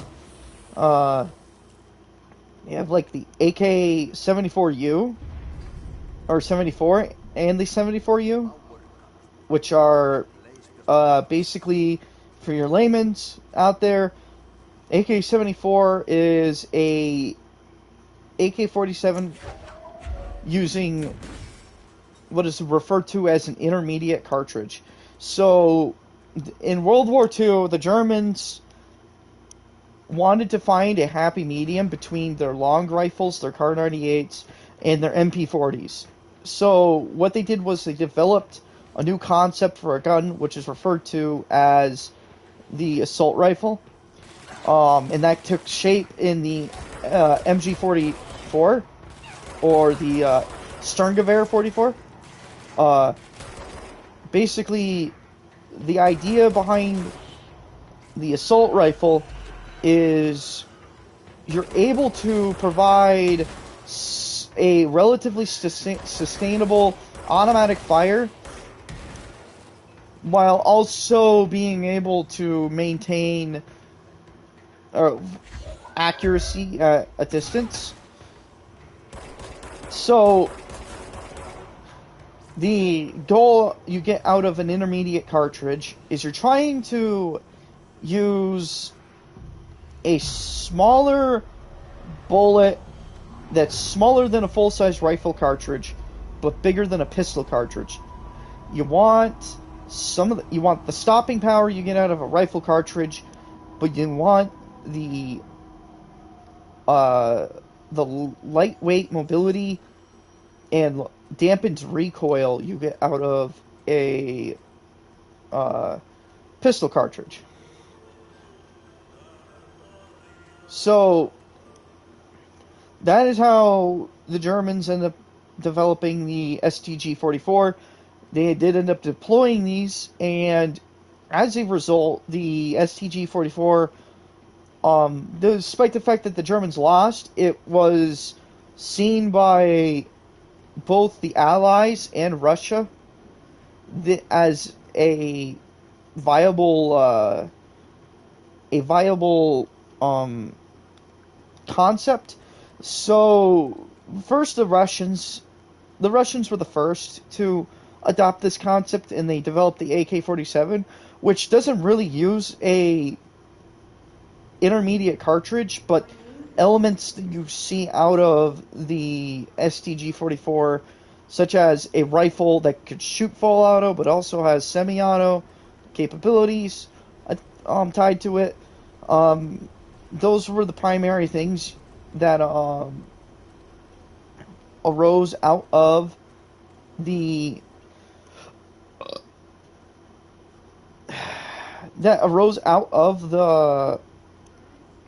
Russians adopting elements of the STG-44. The NATO and stuff would later develop these things. America doing so with the M16 platform, particularly stemming out of the AR family. Started with the Armalite AR-10. It was adopted, or it was redeveloped into the AR-15, and then adopted by the military as the M16. For anybody who isn't aware of what all that means. And then eventually, for more context, the M16 was later then developed into a carbine version, which is the M4. So the M4 is a carbine version of the M16. They're all the same gun, and they all operate on the same basic principles. In fact, an interesting tidbit some people might find is that uh, the AR-15 has similar design elements that come out of the Sturmgewehr. Not completely, just certain elements such as the recoil spring being in the buttstock of the gun, and using an actual proper intermediate cartridge is definitely an element to it, for sure. I digress. So, where was I going with all this? And I probably buried the lead for most people watching. So, the... By crash, did Ati mean barrels full of hazardous biological material? this fucking game. Breaking some environmental regulations on waste disposal, but if that's what Ati wants, then I'll get it done. Oh my god. Anyway, so... Oh yeah, I remember now. I remember where I was going with this whole tangent. I was explaining the differences between the AK-47 and the AK-74 and the AK-74U. AK-74U is a very simplified version of this. The AK-74U is the M4 to the M16.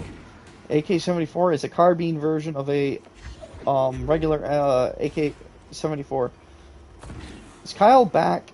Did you forget to unmute your mic, Kyle? Are you am I ranting at the air and you forgot to unmute yourself? I hope not. That'd be pretty embarrassing for the both of us. To digress and bring myself back to the originally what I was getting at. I have tons of guns in the game, but a lot of them are just very samey, and they operate pretty samey. Granted, the AK-74U in the game is slightly better than the AK-74, ironically, but none of them are nearly as good as the AK-47, so it's kind of kind of moot at a certain point. I just feel like that 2019 they hit the nail on the head by giving the player a ton of options when it comes to being able to customize your gun and turn it from one thing into another, but then they missed the mark when they decided to add in just a bunch of variants of basically the same weapon over and over again. I feel like they would have been better off if they would have stuck with the original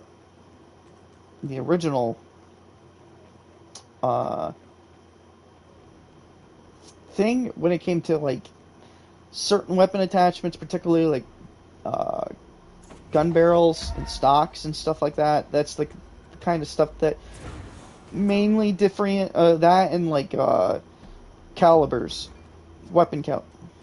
No, you're good.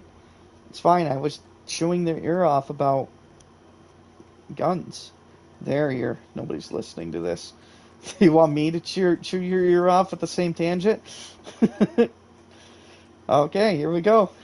Anybody who rewatches this is gonna be no, god damn it. So,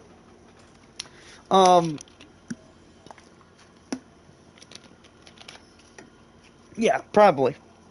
So the issue I was highlighting with the new Modern Warfare 2 thing is that with the weapon family system they implicated is that it limits the variety of weapons available, and it's not like in a Just hold together a little longer. so like for instance, okay, there are three in the assault rifles category. There are three AK variants. There's the AK-47 or the AKM. For your layman's out there, the AKM is a the AK-47s had a milled receiver, and AKM had a stamped receiver, meaning they didn't like take a block of steel and mill out the receiver. They actually just pressed sheet metal. That's how most AKs are made nowadays, in fact.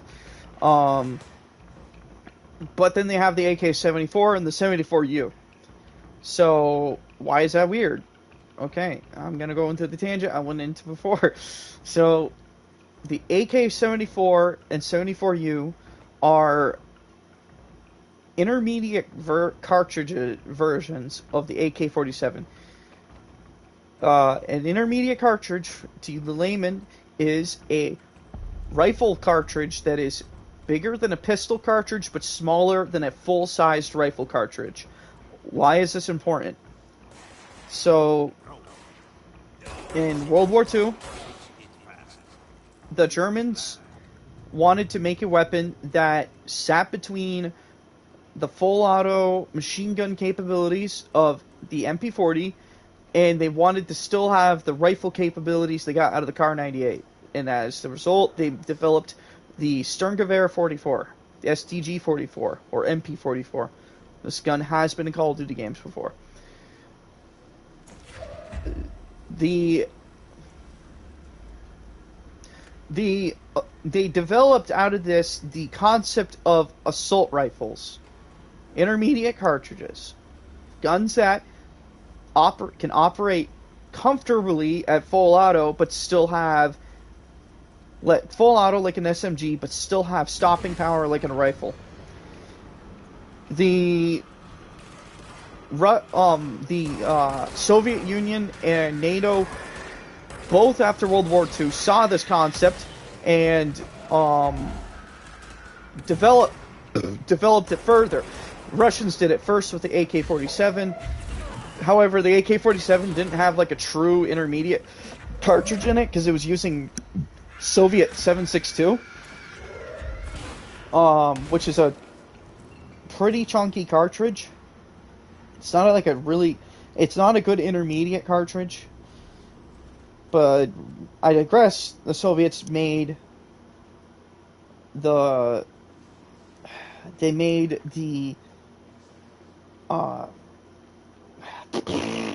later on, the Soviets developed the AK-74 as a necked down version of the AK-47. It uses I can't remember the cartridge size, but for all intents and purposes, it's a necked down version of what you got out of. Why does everything have to be a headache? It was a necked down version of the Soviet 7.62 cartridge. Where was I going with this? I buried the lead again by accident. Ironically, I thought I fixed this the last time. I just remember. Yeah. So they have in the game an AK-47 and an AK-74U, but then they also have an AK-74. Another small tangent to get my point across. The NATO version of AKs, ironically, is the M4. Or, not the M4, the M16. At one point, the M16 started off from the AR-10 family. AR-10's developed by Armalite, specifically Eugene Stoner. He develops the AR-10. They sell it successfully to a bunch of third-world countries. They then develop it into the AR-15, which was primarily marketed towards civilians. The AR-15 was adopted by the military as the M16. The M16 was then later on, they made a carbine version of it called the M4. The M4 is a carbine version of the M16. Same exact gun for the most part. Just a couple minor differences that nobody's going to care about. The AK-74U is the M4 of the AK-74 family. What I mean by that is they took a AK-74 and they said, we're going to make a carbine version of it. We're going to make it smaller. We're going to give it a smaller barrel. We're going to take the stock off completely. They have two of the same exact guns in the fucking assault rifle category. That is where I was going with this whole fucking tangent, okay? I didn't even get this point across last time all that well. So I'm going to get it across crystal clear. They have two of the same exact guns, and one of them just has a shorter barrel and no stock. You could have accomplished this with attachment swaps. In fact, you can. I'm pretty certain. I could be wrong. I could have forgotten an important...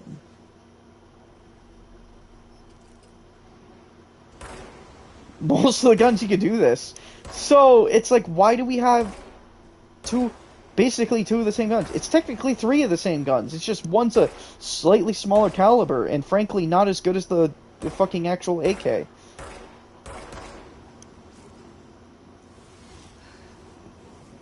It's not just three, it's fucking 5 or 6 of them. We have them because they later on added in a marksman version of the M4. Well, not really. Okay, actually, that's a lie. They brought in an AR-10 as the marksman version of the M4. Yes, it's an AR-10 for anybody who's not aware. They're mechanically almost exactly the same. There's minor differences in the receiver. There are minor differences in the receiver, minor differences in some of the mechanics, but the primary differences between the guns is an AR-10 uses 308, which is a full-size cartridge. Big, meaty, fuck you cartridge. Yeah, exactly. So, the kind that makes your target stop dead in its track when you shoot it. Like, the kind of cartridge you use to kill bears. The kind of cartridge you use to stop a human being dead in their tracks. And if you don't understand that, you can shoot somebody with 5.56, and they won't... It's not like in the movies where they fly across the room. You'll get shot.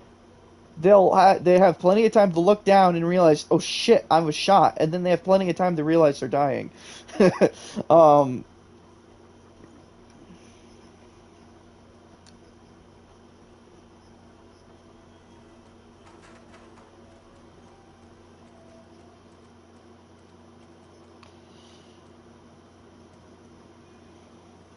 Well, no, it's gonna hurt. It's just you have time to register it, whereas a bigger cartridge, a bigger bullet like a 308, you probably won't even live long enough to realize that you probably will die significantly quicker. No,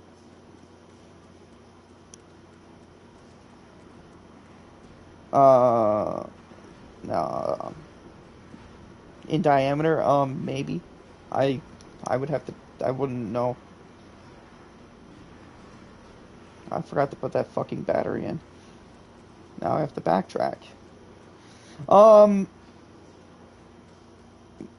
Regardless, back to the point we were going at before, is they just added a bunch of the same gun over and over again. And it kills... Sort of like how I did the same tangent over and over again. It kills the whole variety feeling you get. Makes things feel kind of samey, especially at this point in the game. I mean, they added in some interesting... They're adding in interesting guns. Like, Kyle wasn't entirely wrong when he said that they don't have the same, like, element where you have a whole lot of esoteric, like, weird guns that people don't like know that well about. Like they have, I believe the ISO Hemlock is the Bren 2 in real life. And if you don't know the significance of the Bren 2, it's seeing a lot of service in the Ukraine war right now. They added in the SIG M13B, which is the significance of that is that it's like a interesting take on the M4 platform, sort of. Like I'm not like super privy on the SIG M13B, so it's just got like interesting like takeaways from the AR-15, but it like operates slightly differently. For the layman, this sort of thing doesn't actually matter. This only matters to a gun nerd like me. And then they added in like the TAC-9, which was kind of an interesting addition. It definitely changed things up and make them feel a little different.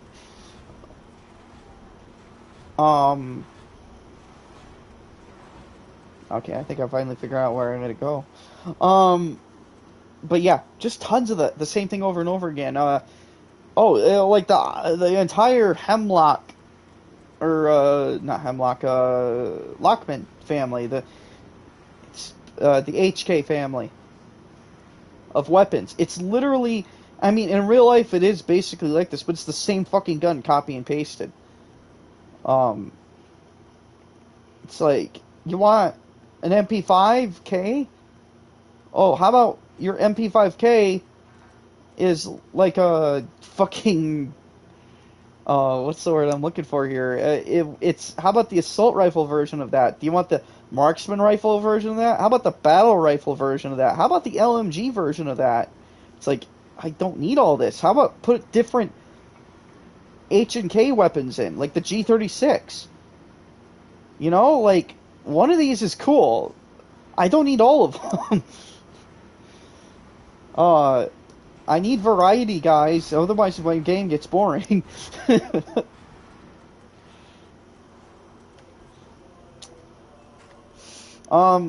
camo thing too. I don't know how you feel about that. How do you feel about the camo, like the way they treated the camo? Yeah.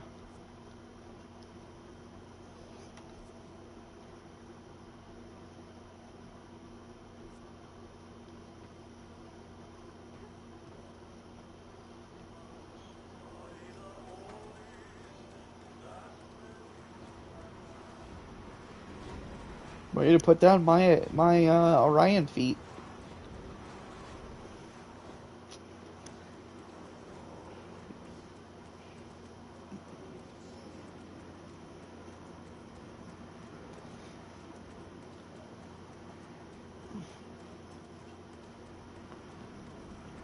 Yeah.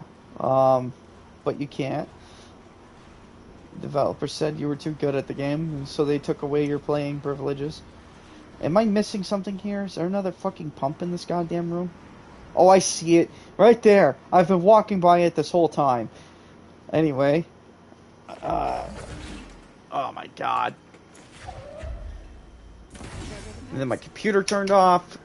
Now I don't know if I got any chats, which I definitely didn't. Let's be real here. I did not get any chats. Anybody out there who has the illusion that I somehow get viewers, you're sorely mistaken.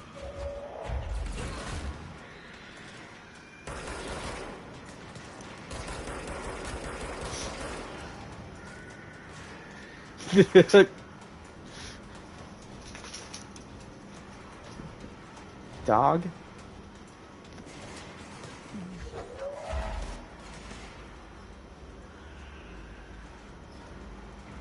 Oh yeah, yeah.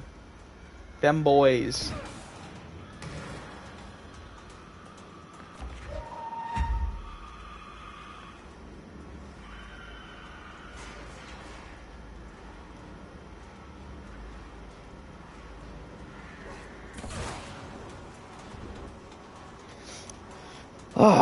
But yeah, I don't think I got to my. I kind of hit one of my general dislikes. One of the things I like about the game, sound design and general art design in general. These guns look and sound amazing, and for the most part, for the ones I know about in particular, they all operate exactly how they should, and I love that. I love the fact that the if you put fast hands on the guy, like it's not like it used to be where like it's not like Black Ops where the guy just suddenly uses the weapon faster. In this game, they actually make it so like your character uses the gun properly or differently to reload it faster. Like an example I have is the M4. You do not have to charge the charging handle on an when you reload on an empty mag. If you empty an M4, the magazine, or there's a device called the bolt hold open device, which holds the, if you couldn't tell, it holds the bolt open on the gun. And what that does is when you reload, instead of having to rack the charging handle, instead you could just, press the bolt hold open on the side of the gun, and the bolt slams into battery and loads the gun for you, and it's ready to rock and roll right then and there. But if you don't have fast hands on, your guy, like, he charges the charging handle every time, or vice versa, and then vice versa. If you have fast hands, he uses the bolt hold open device button. I like that. It's a really cool detail. Same thing goes for most of the guns. Some of them are kind of stupid, like the Lockman's.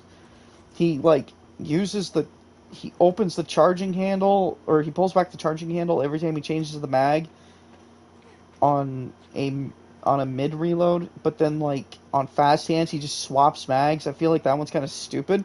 It's like, yeah, everybody know. It's like I feel like that's something. I know what they were doing. Some of them are kind of neat. Like the one of my favorite ones is the AK. He the normal reload, he'll pull the mag out, charge the charging handle.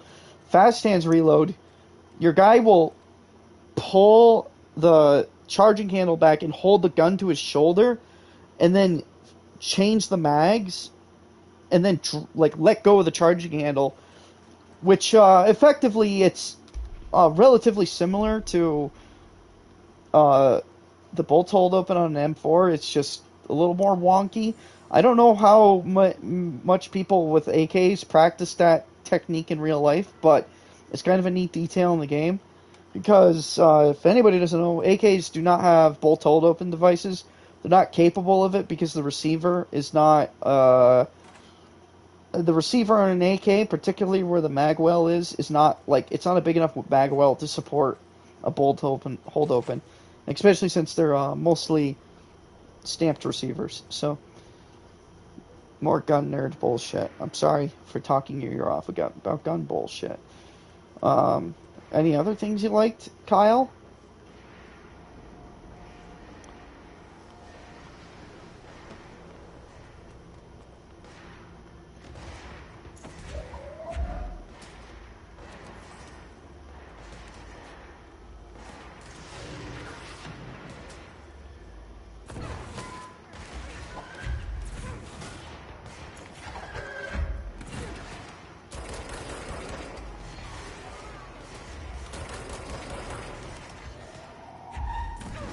Those things are not pay to win. Let me be clear. I don't support how some of the skins come with gear, preloaded. I don't support that, but they're not pay to win. A 2-plate vest is only going to get you so far.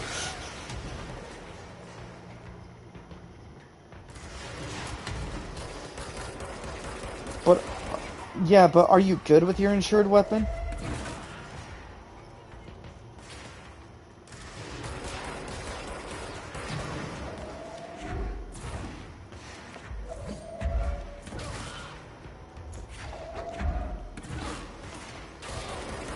but are you good with it?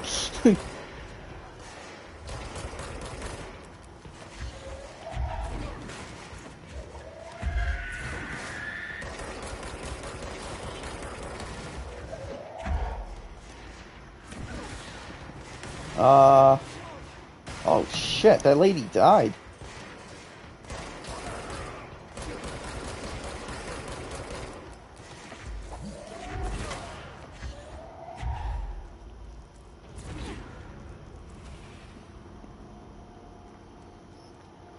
Yeah, but ironically, that gun did not get that much widespread use. No. Like, I ran into one squad, and they both had, like, the same exact loadout, which leads me to believe that maybe a guy dropped in with one, gave it to his friend, and then, like, they went in with another deployment, and he brought another insured weapon in. And the setup, I'll admit, was kind of disgusting, but other than that, though, I didn't see, like, a real widespread use of those Tempest torrents.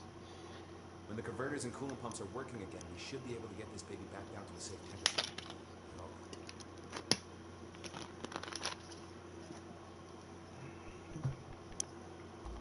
I should be going. Try to stay Right. alive. You gotta lock down the lift.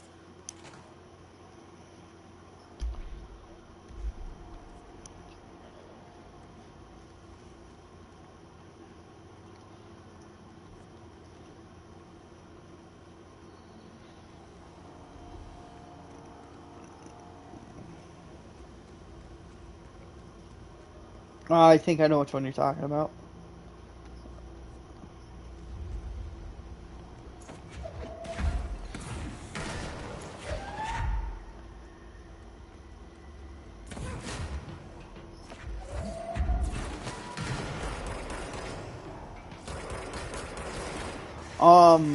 If we're on the subject of guns I love, very hard for me to say, but I love the Hemlock is really good. Oh shit, my guy.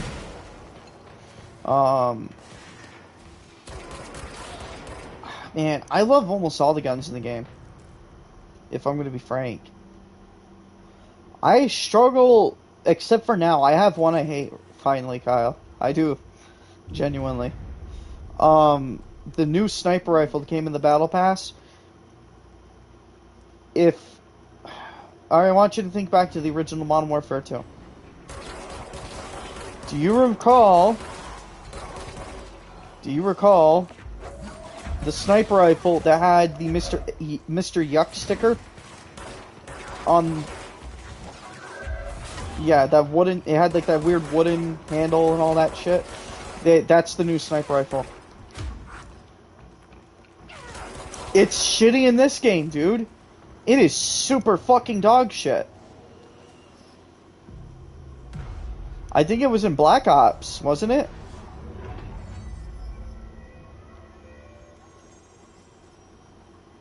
Well, this game's so okay. So you can get one taps, but the gun is super inconsistent. Like I'll get one shots, and then randomly like 2 shots. I had a 3-shotter one time. Before the whole pigments inside the plant has received it.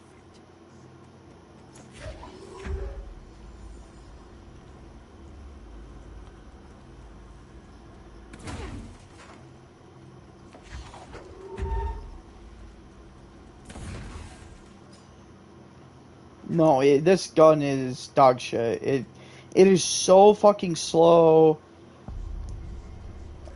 Yeah, of course it is. Like, that's the ironic thing. The gun's bullpup, but it doesn't have the benefits of a bullpup, which the perceived benefit of a bullpup for the layman out there is mobility. And that does translate into gameplay sometimes, but not for this particular gun. This gun is super fucking slow. It is god-awfully slow. In every department. Even when you're aiming down sight, it doesn't feel right. The default scope does not feel good.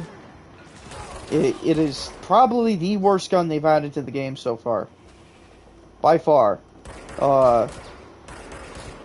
And I think ironically, one of the other DLC guns gave me more trouble than, or I thought it did, but apparently it didn't because I can't even remember it. So it must not have been that bad.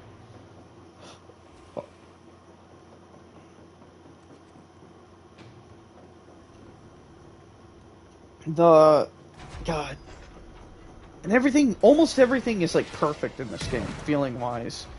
I know I described that a lot, but the game has to feel good when you're playing it. It just can't, like, I can't stand a lot of other shooters because, like, the guns don't feel right. A big part of it for me in this game is sound design. The guns are so fucking chunky, dude. God, I love it when a gun has, like, chunky sound design. I cannot fucking stand for the life of me, most of the Call of Duty games, starting from Black Ops 2, when it comes to, like, sound design. Like, it's fucking terrible. I knew it back then, and I knew it now. Like, the fucking sound design in, like, Call of Duty games, starting from, like, Black Ops 2, probably even Modern Warfare 3. It's terrible. Only in, like, 2019 do I feel like they actually improved on the sound design at all.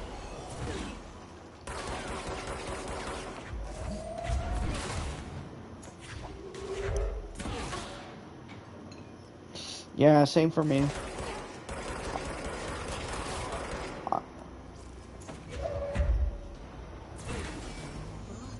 Okay. What'd you get for pizza? Nice. Yeah, though, I don't know. How about, operators and shit? You have anything to say about that?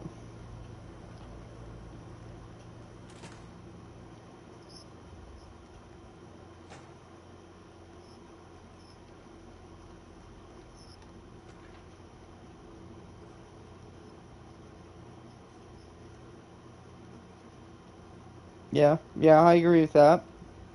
I'm surprised they haven't, like, attempted that at all. I feel like.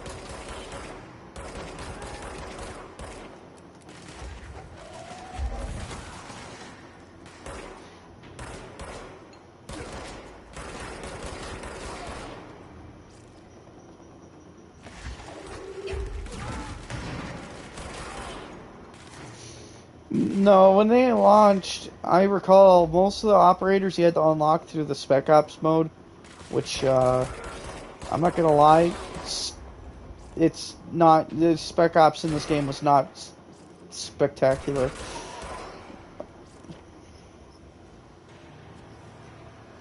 I've played, I feel like they hit the nail on the head with Modern Warfare 2 and 3 when it came to, the original Modern Warfare 2, when it came to Spec Ops, and then after that they have not achieved what they were going for. Forces continue. The lockdown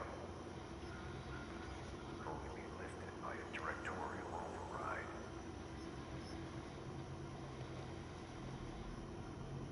This is what we came here to do. Infinite Warfare, or Infinity War.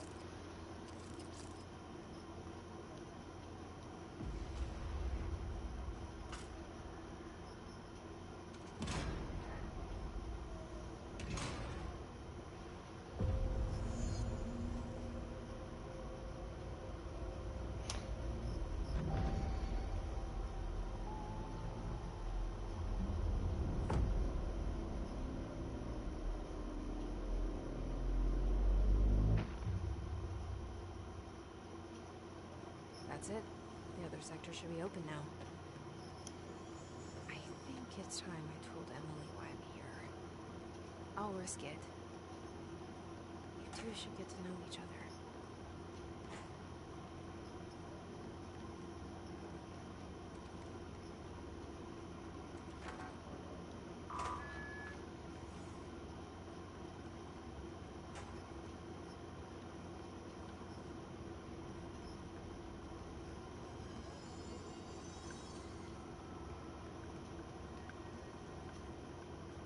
what is it called? Extinction. You feel like you feel like Extinction was like probably the last good like co-op mode.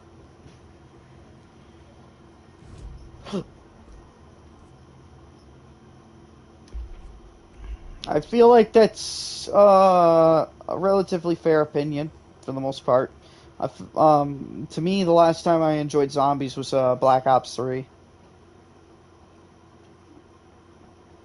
No, fucking 4 was terrible, dude. No, like zombies was like terrible in that game.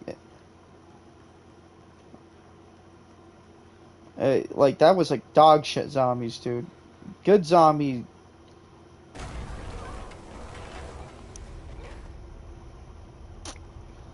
Um, Ugh, this place makes me nauseous. I can't even remember them all that well. It's so like long Object ago. of power.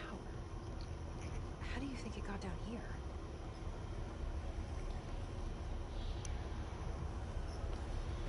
A carousel horse. Why is kid stuff always so creepy? The the co-op is kind of mixed in this game because you have their poop version of. Okay, I see what I gotta do. Hold on. Did I not time that right?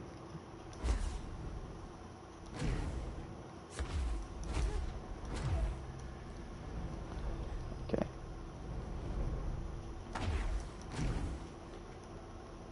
Oh shit. Oh no, don't start me all the way back here. Anyway, where was I? Oh yeah, Spec Ops was not that great in this game. Um, the standout one to me was Raid, which I have not been able to complete episode 4 of the Raid yet. Kyle got quiet, so I'm assuming he's got his pizza.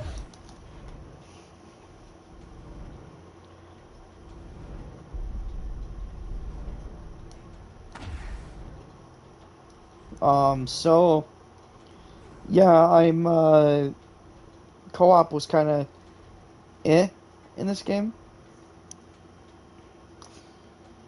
and I already like made several videos.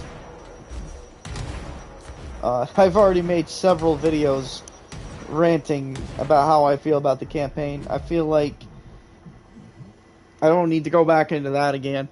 Let's see the hiss. Yeah, the multiplayer in this game, some of it felt really good and was a lot of fun. Oh, maps. Maps. I don't know if you're back yet, Kyle, but fucking maps in this game are terrible, in my opinion. The only good maps are the maps that existed in older Call of Duty games, and that's not a good thing. uh, all of your multiplayer maps should feel good. But the problem I see in a lot of them, personally, is the problem I find with a lot of their multiplayer maps is they tend to. There's too much going on in the map. There's too many windows. There's too many doors. And there's like almost too many ways to get around, almost. And to me, what this does is it puts the game in a position where you're constantly like getting shot from behind, because players are not necessarily being funneled in a way where they're going to be facing each other face to face. They're getting like you move around wherever the hell you feel like, and you You'll either run up behind somebody or somebody will run up behind you, and it's kind of obnoxious. Um, and it's not that I want the game to be samey the whole way through. I just want some consistency when it comes to engagements and stuff. I don't want to just constantly be run up behind and shot.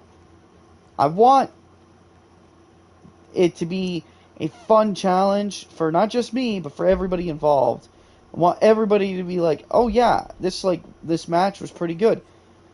Not, "Oh man, I feel like I got fucked in the ass by 30 different guys all at once, and all of those guys' name is Shaquise or something like that." Um, it's just like uh, that. That's the only way I can quantify how I feel about the multiplayer map. Is you're just constantly getting engaged from behind. It's not like an actual. There's no like flow to it. That's the word I'm looking for here. Is flow. No real flow. You're either getting shot from behind or shot from the side. No, it doesn't feel like a challenge when that shit happens. Um, it's the best way I could quantify the multiplayer maps in the new Modern Warfare 2 game. They're not good. The worst perpetrator of them all is the fucking border crossing. The border crossing is absolutely horrendous. Like, there are no redeeming qualities to that border map. It is fucking terrible. Crew feels a lot safer when you're around.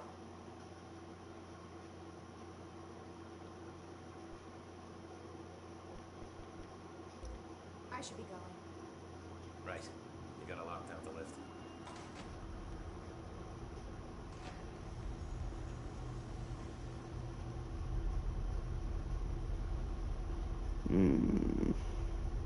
Guess I'm supposed to go back. I think I could teleport with one of these.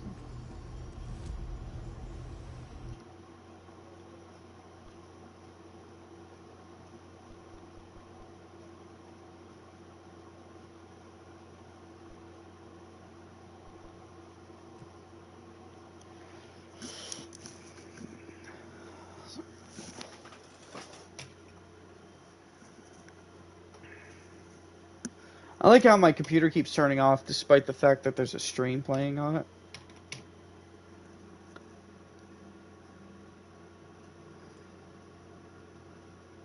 How far behind? My computer is way...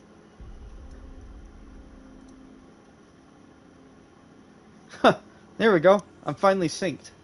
No, I'm not. Never mind. Whatever. Who fucking cares? Not me. That's for certain. Ha ha ha. Yeah. So, I guess I'm done ranting about Call of Duty.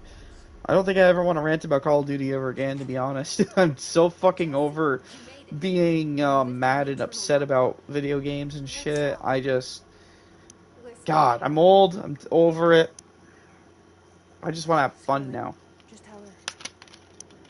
I haven't been completely honest. I have a younger brother, Dylan. When we were kids, we found an old slide projector in Ordinary's landfill. The slides created doorways to other places. Bad things happened. Came through. That's all she gets. The rest stays locked inside. But we found help. Through one of the doorways, Oh, man. met something. I hate this blonde lady's haircut. A being. What kind of being? I wish the It's the hard hair to was describe, but it longer. It just haircut bothers me. It's probably the way that it's rendered. It might be that might be what's bothering me, is the way it's rendered. After that, your people came. Tried to grab us. I ran away. They got Dylan. I left him behind. Bureau agents took your brother? Yes. I'm not gonna tell you what to do. I would like you, if you want to stay, stay. If you don't want to stay, you can go. If you're gonna eat, just mute your mic whenever you're chewing or whatever. Looking for him ever since. But we can engage in conversation otherwise. What happened to the slide projector? It So I finished a playthrough of Fallout New Vegas I thought you took it. recently. Bureau. Yeah, I've been playing a lot on my PC lately. So, not my PC. My PC is a dust collector. I'm playing on a laptop. And not a gaming laptop either. This is just a fucking standard ass HP. So yeah.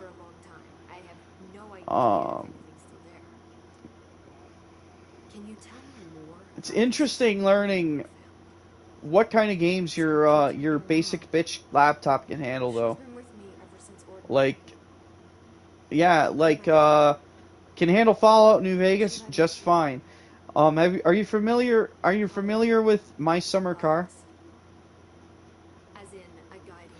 It's this indie game, and it's like you build a car, essentially, but it's like super jank and weird. Basically, it's like super realistic. Like when it comes to like putting the car together the right way.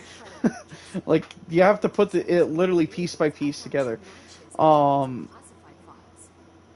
But then there's stuff like you have to like take care of your hunger and your thirst, and you also have to make sure to pee every now and then. You have to keep your stress levels down. And in order to do this stuff, you have to obviously have food and all that. And if you don't have any food, you have to drive into town to buy some with money.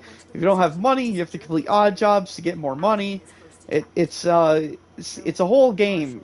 It's just really jank and funny. It's got a permadeath mode, so if you die, you lose all your progress.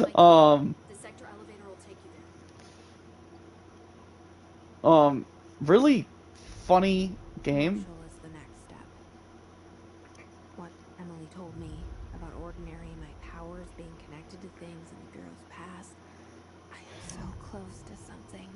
But my laptop cannot handle this game, and it's not the graphics are not super high fidelity or anything in this game. They're like, these are like super like goober graphics, dude.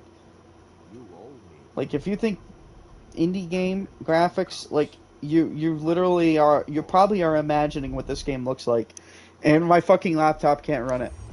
It crashes whenever I start a game. It sucks. I can play play it on my PC, but I refuse to like put in the time or effort to set up my PC over in my main game area. So eventually I will. Eventually I will finally stop being lazy, but that day has not come yet.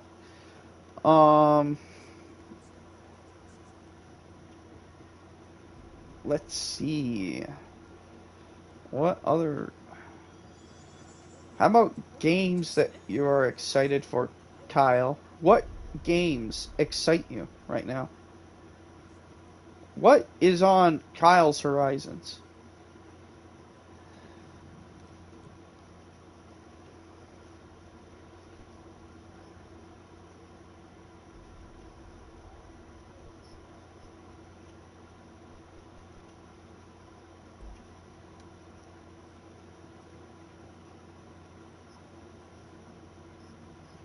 Okay.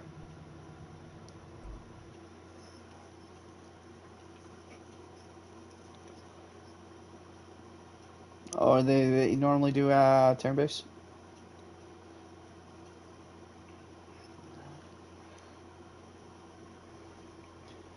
I tried getting into Diablo 4, and I just got bored of it. I got what it was is I wasn't paying attention. I wandered into like a quest area that was like slightly higher level than what I needed to be to play it, and I got stuck on a quest and got discouraged and walked off of it. um, but I am gonna try to go back to it at some point though. Make for great internal communications. Look at this guy. Mr. Tomasi. So, Yeah, I want to get into some of those more types of games. I'm just like too stupid to understand them half the time. Like I downloaded this kind of obscure old RPG on my computer. It's called Jagged Alliance 2. How do I explain this game? Uh, so imagine like the old Fallout games, except they are imagine it looks more like a uh, what is the word I'm looking for? Imagine it's like it's more like a like strategy game like Rainbow Six sort of almost. So you have to like navigate yourself and your squad in an area and take out enemies carefully and stuff like that. Basically, it's actually like a proto Far Cry in certain aspects. Like you have to like uh, liberate a whole bunch of towns on this island nation, and you're like mercenaries. So you have like a budget. Like when you first start off, you have to hire a team of mercenaries, but you only have like enough budget to hire them for like so long, essentially. And like you're supposed to be able to make more money so you can hire more people. So it's not like, once you're out of money, game over. I mean, maybe it's kind of like that, but it's also more about like, working your way towards hiring more people and all sorts of shit like that. It's fun.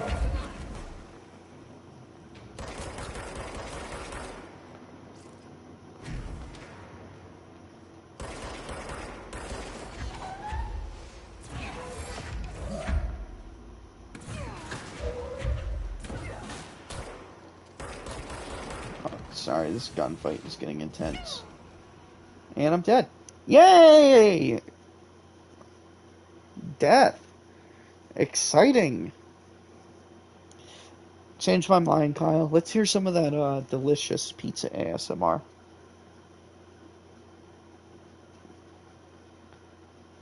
No, I'm kidding. I don't want to actually hear that. I cannot fucking stand when people leave their mic on and then they chew food. It's like that is so fucking annoying. I hate it. I literally want to I literally want to like shoot up at a post office in Minecraft every time I hear that. The stream, uh, the stream just got a little dangerous. Got a little exciting there.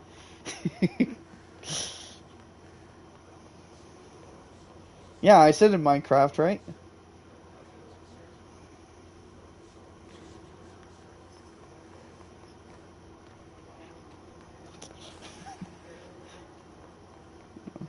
This is not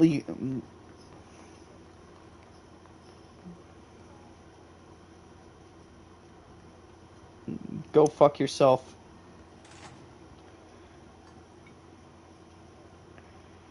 No, we're not. I'm gonna play with these little beads instead.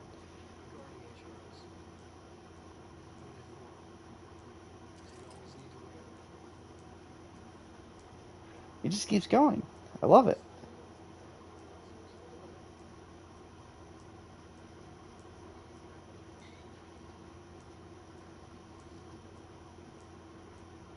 Anyway,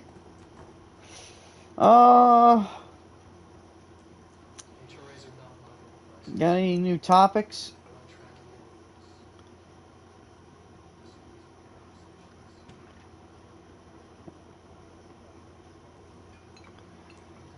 You got a pizza and a calzone?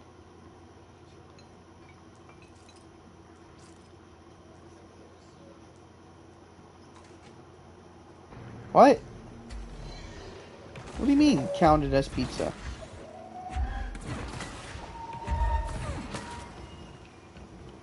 Well, no. It's the way it's made that makes it a pizza.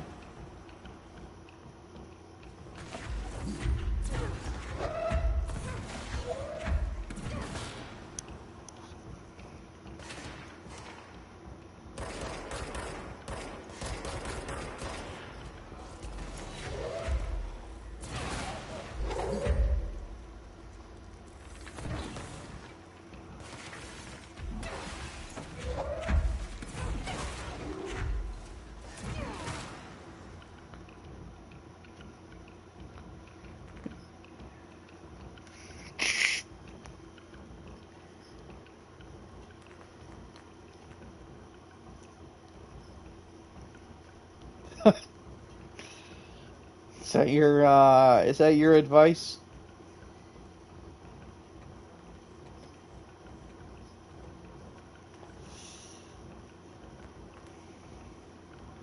Use a real knife, not classic.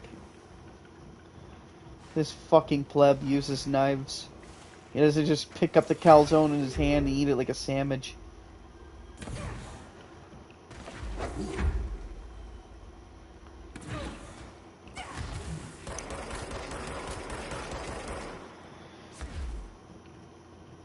What the fuck?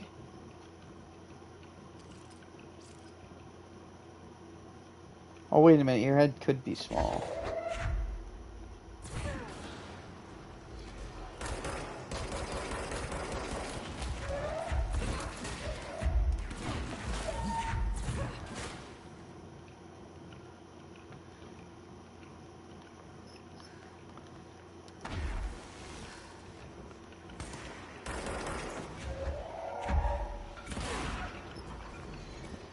Yes, it is. I hear you.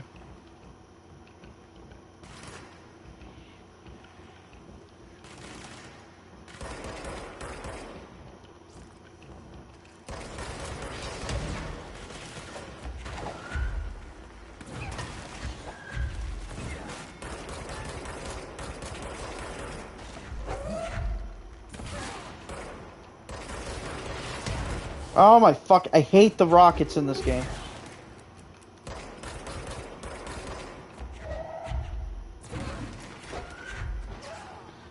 Son of a fucking cunt. Ugh! How long has this stream been going on?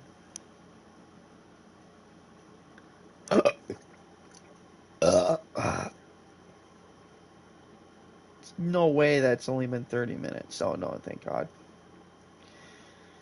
Let's see. This is the longest stream I think I've had so far. 3 hours. Holy shit. I might stop for a snack after you're done eating your food because I want somebody talking at all times.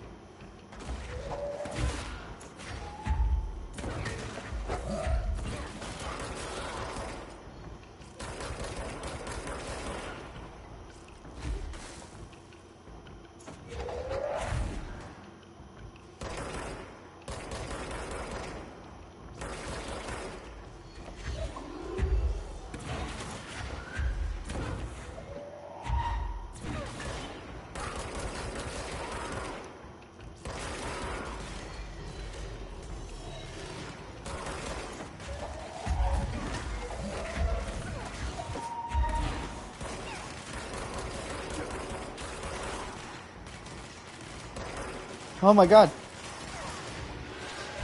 I don't know. I'm getting attacked by a lot of things. Are you not even watching this stream, you dirty fucker?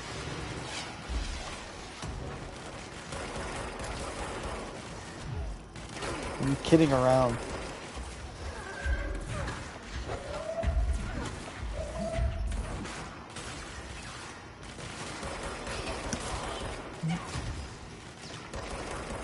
User XX79 says, Hunter, are you and Kyle gonna have a fallout?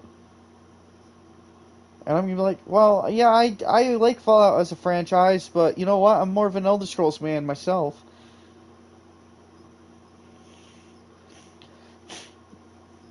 Yeah,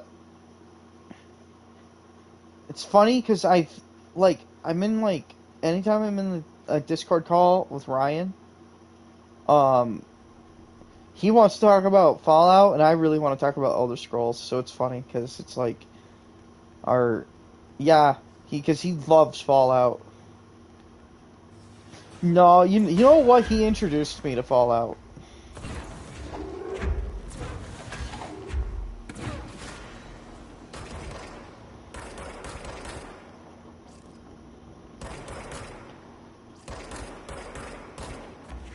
You don't know why they're called the Minutemen? Okay. No, I don't get it, but I'll just pretend I do to make you feel better.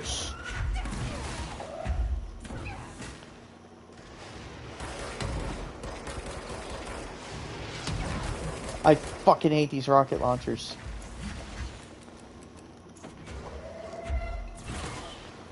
Yeah, they're pretty fucking gross. You know what's worse? Cazadors. Oh, even after, like, you get the upgrade from Old World Blues, it's like a nightmare.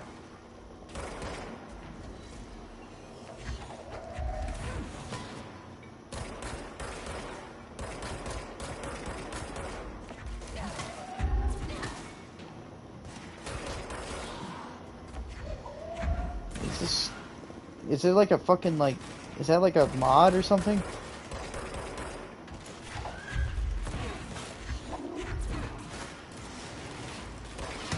Oh, okay.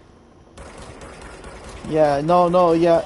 I know how the legendary stuff works in Fallout 4. I didn't realize that there was a freezing buff or whatever on a fucking.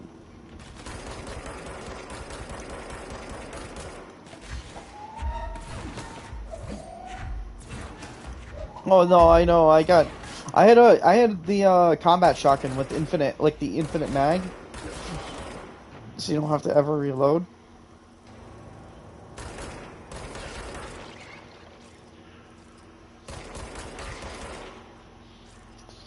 Ryan deplores the legendary system in that game, and I honestly am inclined to agree with him.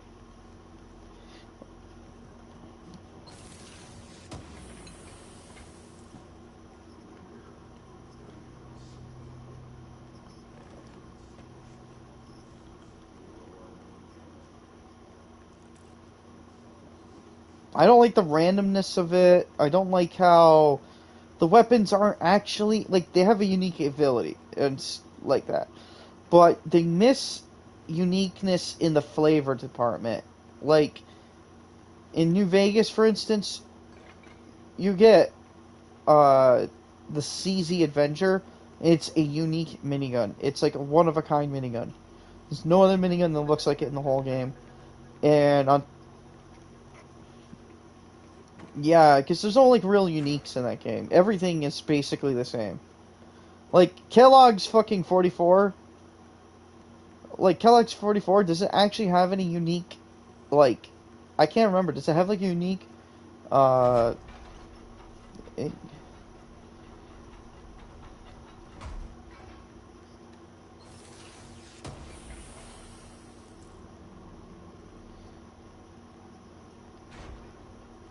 and that's all it's got going for it, though.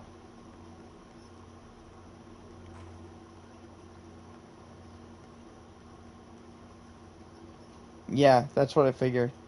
So basically, there's no like actual like uniques in that game for the most part. I think like the maybe the cryolator counts as one. I don't think.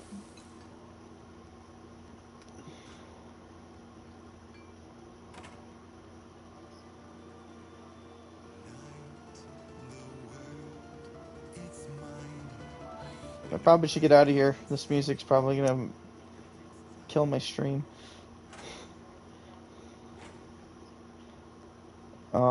I turned on music in that laboratory.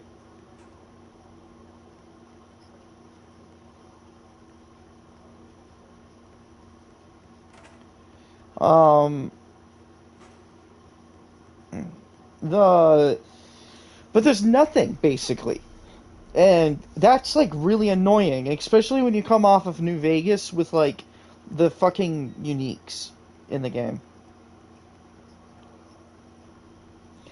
They're never gonna make another game like it. I hate to break it to everybody who loves Fallout. That game is never gonna happen again, ever. Not in a million fucking years. I wish it would, but the industry is, as a whole, is in like the fucking doghouse. It's just doing like, I shouldn't say that. The industry as a whole is just doing like dog shit. They're just making dog shit. There's not as much care anymore. I hate being that cynical person. I hate being Mr. Cynical and all that shit. But as it stands right now, no, it's just never gonna fucking happen again. I want it to happen again just as much as everybody else, but it's just not gonna. It's kind of why I'm like bouncing back and trying to play older games and stuff now, especially ones I've already played.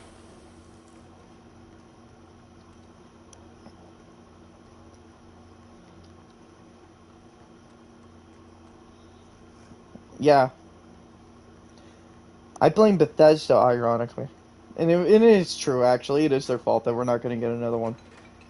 Uh, like, did you know about the fucking you know?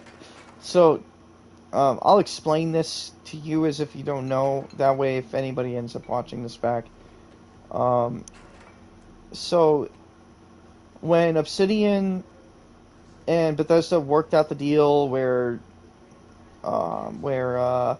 Obsidian would work on Fallout in Vegas, Bethesda were like, we're okay. Here's the deal: if you guys can get a 98 Metacritic score on this game, we'll let you make another one. So they got a 97. Yeah, they said no still. And at first I was like, okay, maybe it was a contract stipulation and stuff like that. Wanted to give Bethesda the benefit of the doubt and assume that, it was like a contract thing. And maybe they were still open to work on it in the future to some capacity. If you watch any documentaries or interviews or anything where Bethesda related and then what's it called? And somebody brings up New Vegas, like it's like the devs do not want to talk about New Vegas at all. Like, period.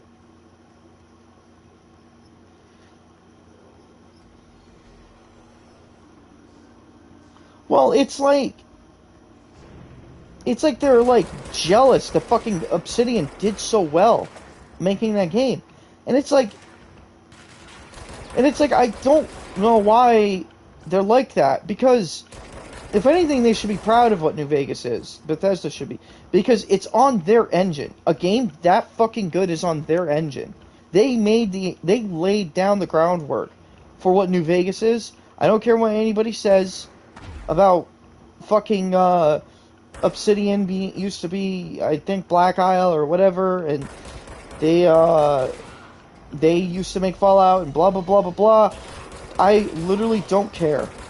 None of that matters, because what truly matters is this: is that Bethesda went and they made 3D Fallout a reality, and they laid down the groundwork for it on their engine, and then another studio was able to use their engine and make a really good fucking game. And to me, that's an accomplishment for Bethesda as well as Obsidian. Because if Bethesda never bought the Fallout franchise, it would be dead. Fallout Tactics was like unsuccessful, and there was like zero sign of any of the other Fallout games that were in development around that time actually having any real like measure of success. So the fact of the matter is that we would not have New Vegas without Bethesda. Like, that's just fact. I think Bethesda should be proud that they were able to lay out the groundwork for that. And I feel like Bethesda should have fucking let Obsidian make more Fallout games. They could have I feel like they could have worked out a deal where it's like, yeah, we will publish it for you, but you make the game for us. Yeah, you got Bethesda.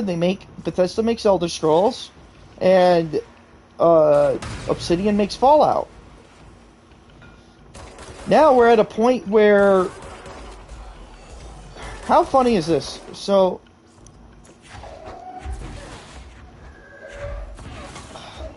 I'll say this little tidbit real quick, and then I'm gonna let you do some talking because I want to have a snack. But what's that? So how funny is it that, okay, Fallout 1 comes out, and it was made as a side project. Like, it was just meant to be something in between games. But it had a little bit of success, and it had just enough success where the developers can make a sequel. So the developers make a sequel. During the development of that sequel, a bunch of the original developers quit because there was like a little bit of like, to my understanding, there was some kind of like infighting going on. I'm not sure what any of that infighting is. What is this? I don't remember this for some reason. Anyway, so Bethesda, or whatever, Bethesda picks up Fallout. And then the people who worked on New Vegas, only a couple of them were like original writers. But then after New Vegas, those people leave, and then some of the other people who worked on the original Fallouts came back. Yeah. No, not yeah. It was some of the like primary guys who worked on Fallout. Like, again, like I'll reiterate how this worked. Some of the people left the studio after Fallout 2, and some of them stayed. The some that stayed, a few of those people worked on New Vegas. After New Vegas was done, those people left, and then the other people came back. And they worked on the Outer Worlds. But what was funny is everybody assumed it was the same crew who worked on New Vegas. It's like nobody. It's like, no, guys, you don't understand. These are different people.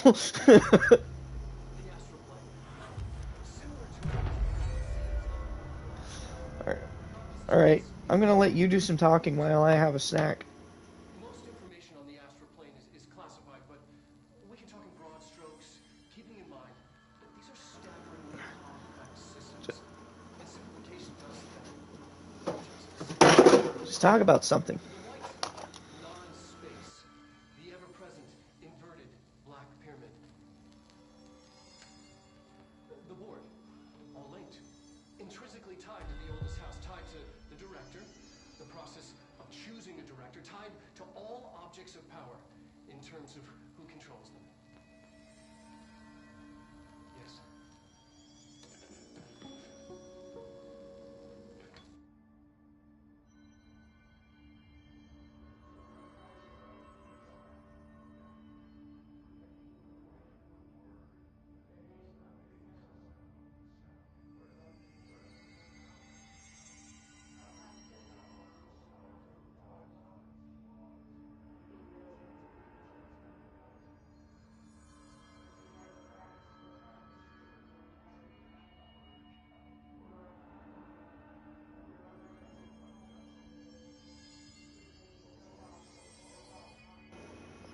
Centaurs?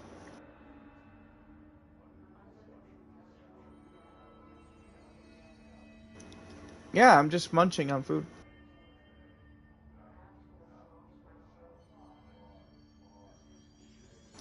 I'm doing a terrible fucking job.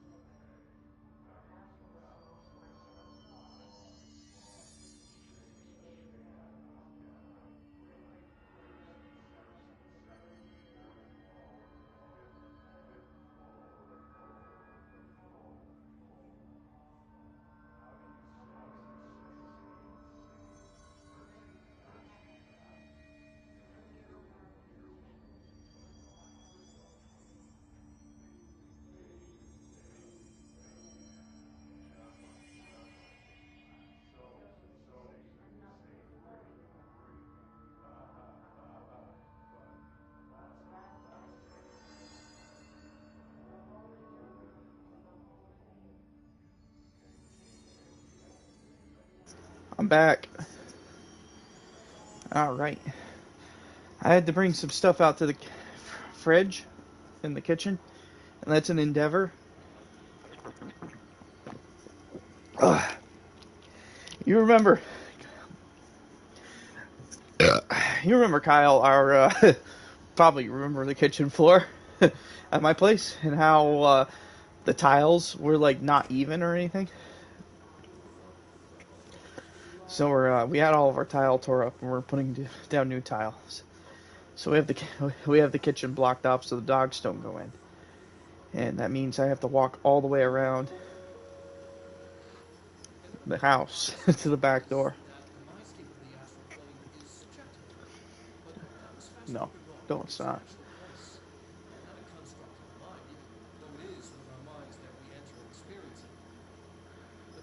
That's cool.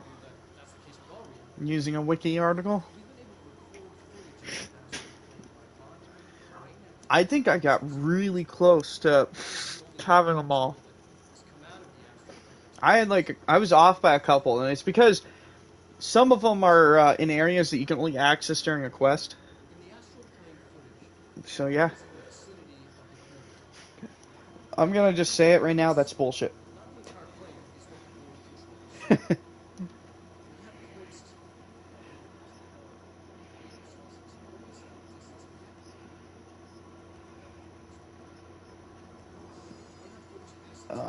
Metamarcos Museum?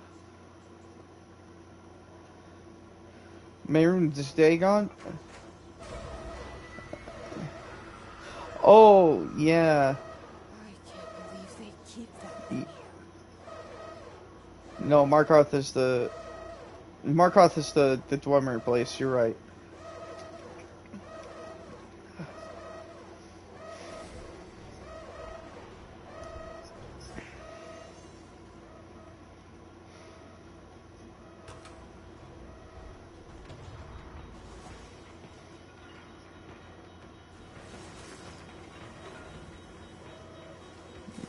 Baron's Aya.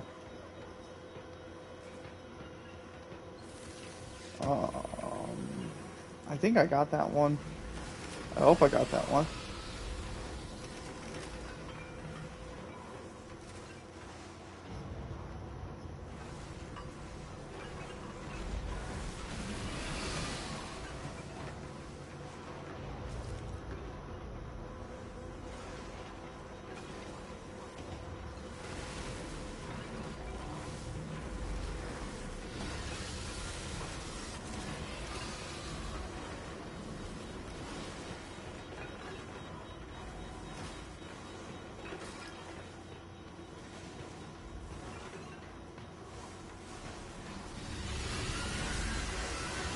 Oh my god.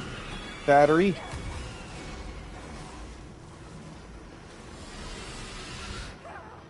That was terrible. It was a terrible attempt on my part.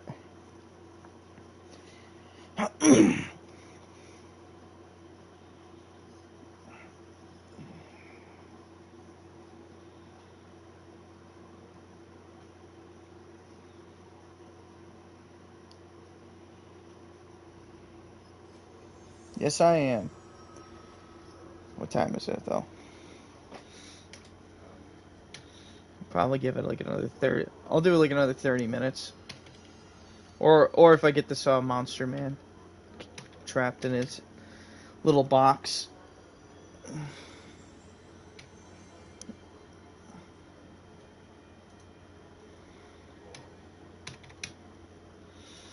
Okay, there we go.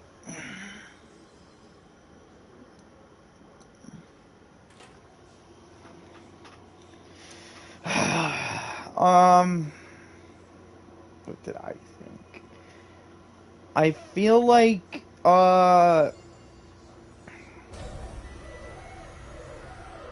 some of it's okay, but I also feel like it's kind of, okay, so Fallout 3, having a smaller plot was fine for that game, because ironically, Fallout 3, just like Fallout 1, was meant to be like just a simple side project. Fallout 4 should have had a bigger plot. It should have learned from New Vegas that it needed to have a more intricate world to interact with, like in terms of the factions and stuff.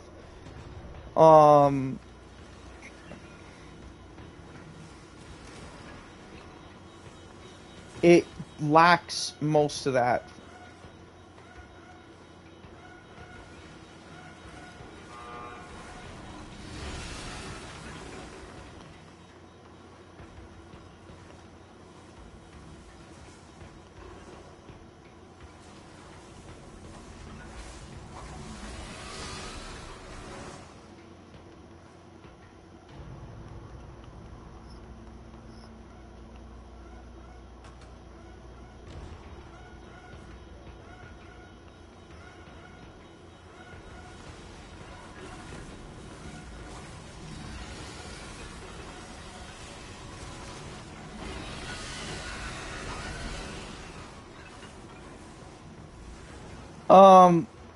Yeah, that was like super obvious. That that was like super obvious. I hate to break it to the developers, but that twist was like on the nose.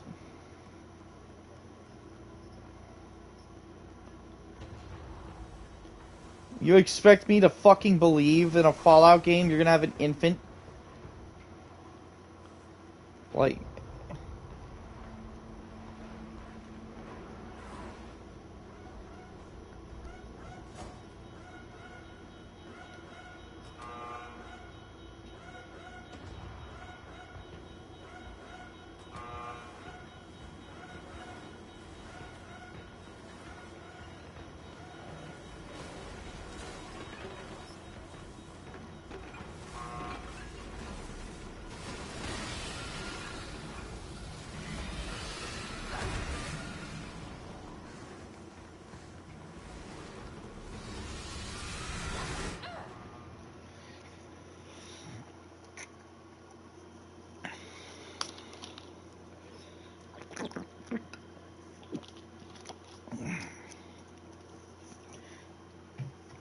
I didn't think, I will admit, I didn't think that, well, actually, no, like, scratch that. I was surprised that father turned out to be your son.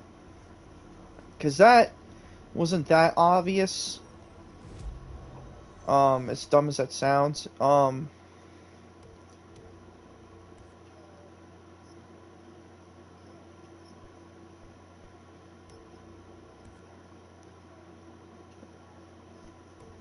But I did believe that the kid was the kid until I saw him in the glass cage, and then I was kind of like, something's not quite right here.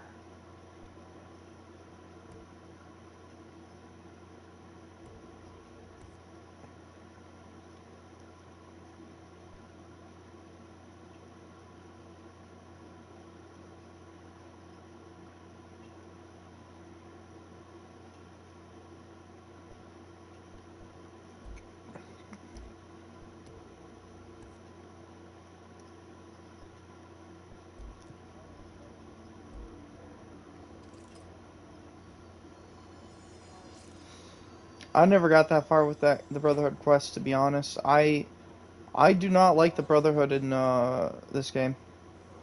I I generally don't care for the Brotherhood in most of the games, so I'll get that one out of the way real quick. I've always been more like I like I liked Lion's Pride from Fallout 3, but I did not care for I just simply did not like care for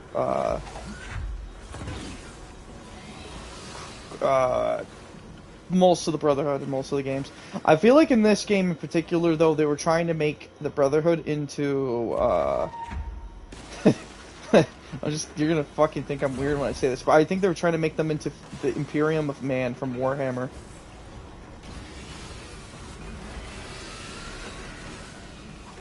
So Okay, so I'll explain that reference to you. Imperium of Man in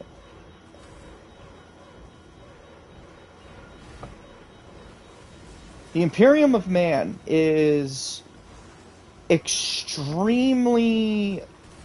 xenophobic and elitist in nature, and that's how the Brotherhood comes across in Fallout 4. What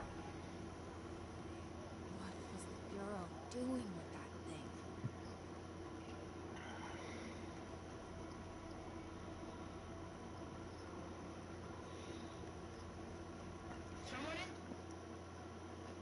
Well, here, let me go through a bulletin point, like point by point, where I can prove my point on this. Uh, the Imperium of Man views mutated humans as uh, like lesser than people. So they're usually treated like as either slaves or something to be killed on sight. Um, so so it's like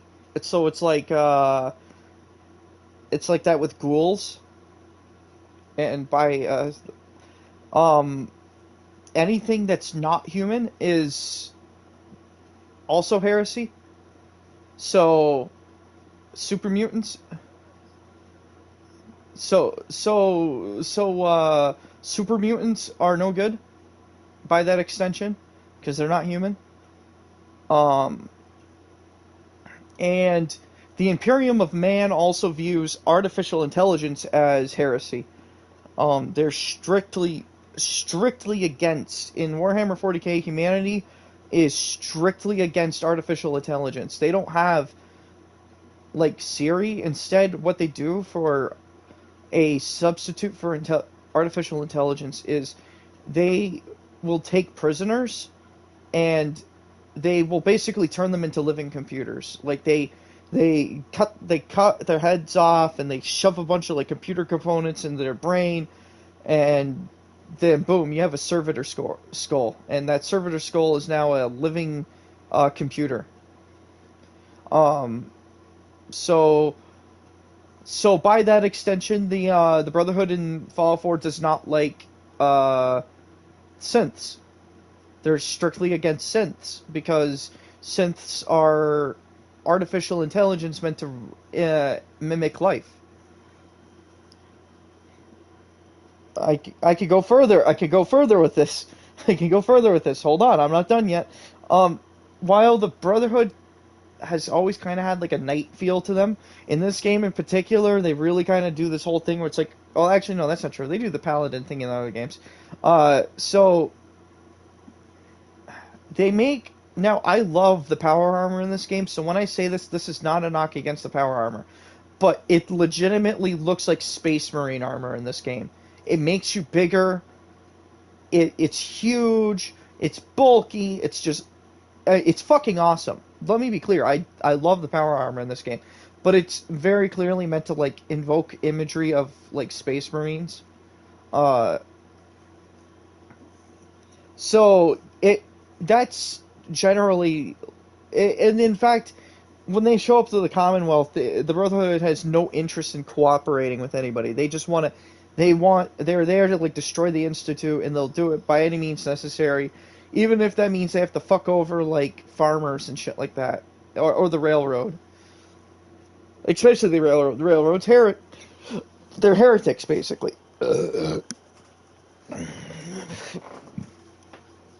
I think the Brotherhood wanted to be, or Bethesda wanted to be the Brotherhood to be Space Marines. I think that's the angle they were going at with them, because they even have like stuff where it's like uh there's scribes and shit. They kind of almost resemble more like monks and shit, and that's kind of like how it works in like Warhammer. Is they have like the Adeptus Mechanicum, which are like robot monk type people, and they like it's it that I think that's the angle they were going for with the Brotherhood in this game. Um,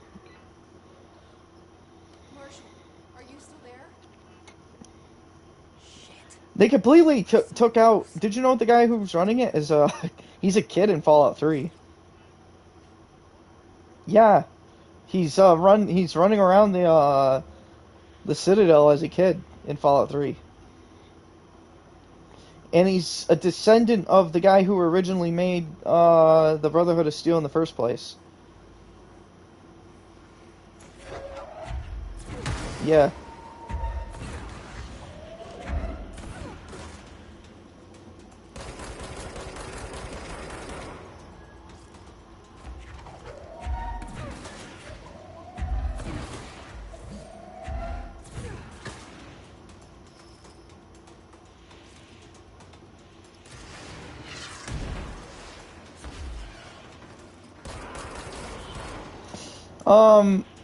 Well, McCready's also in the third game.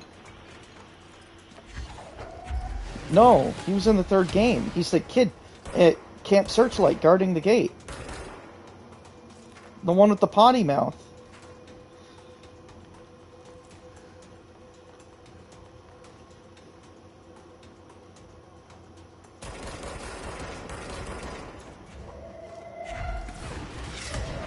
Oh, Dr. Lee. She's in the Institute. Also in Fallout 3.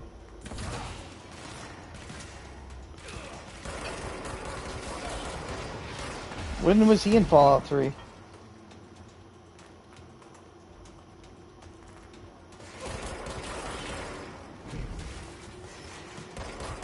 Oh, I know what you're talking about, but I don't think they're related. I think that's just a coincidence. No, I think it's a Cabot farm, and I think it's like an abandoned farm. Because I was just playing it, ironically, and...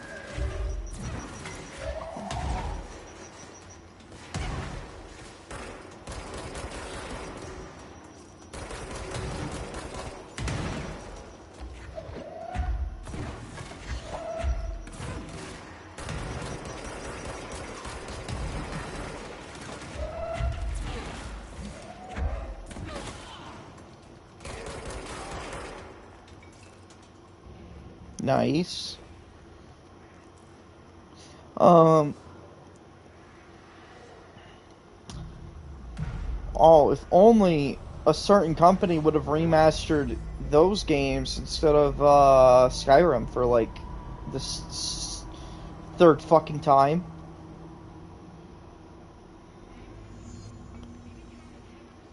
They think it's so fucking funny. Oh, they were so upset we re-released Skyrim again. Ha ha ha. Fuck you. Go kill yourself, fucker. In Minecraft.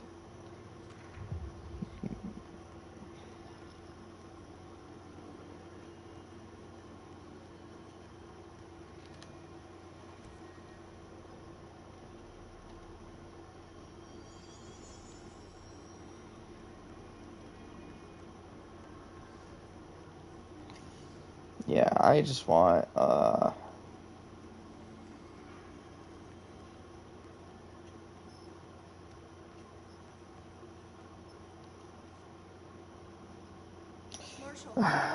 know. I have a sinking feeling that the next Elder Scrolls is not going to be any better. I'm going to use people's thoughts on Starfield as a benchmark for that too. More of you? Really?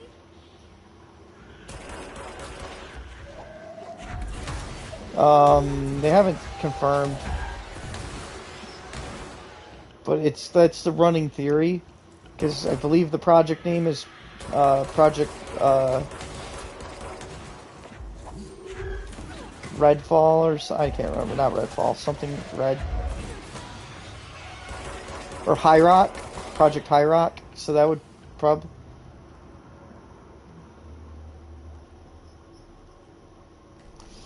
Yeah, I don't know. It's tough to say. You know what's funny? I didn't know this. But Morrowind, the game, doesn't even take place in the entirety of Morrowind. It literally only takes place on, like, an island portion of it. Which, to be clear, it's a big island, but... Just down the No, no. It's like if you look at the map, if you look at a map real quick of Morrowind, there's a giant chunk of the country of Morrowind that's just like an island, and that's the where the game takes place. It doesn't take. There's another like chunk of Morrowind that they never ever like put in the game.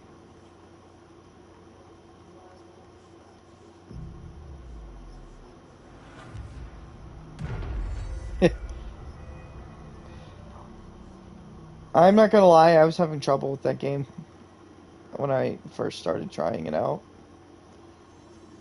No, well, because they don't make it clear. It's like, oh, you don't just tap bash R1. You have to like tap it and take your time, and or no, not tap it, hold, and you know what I mean.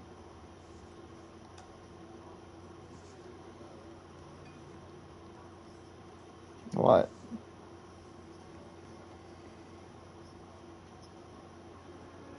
Okay. I was starting to worry.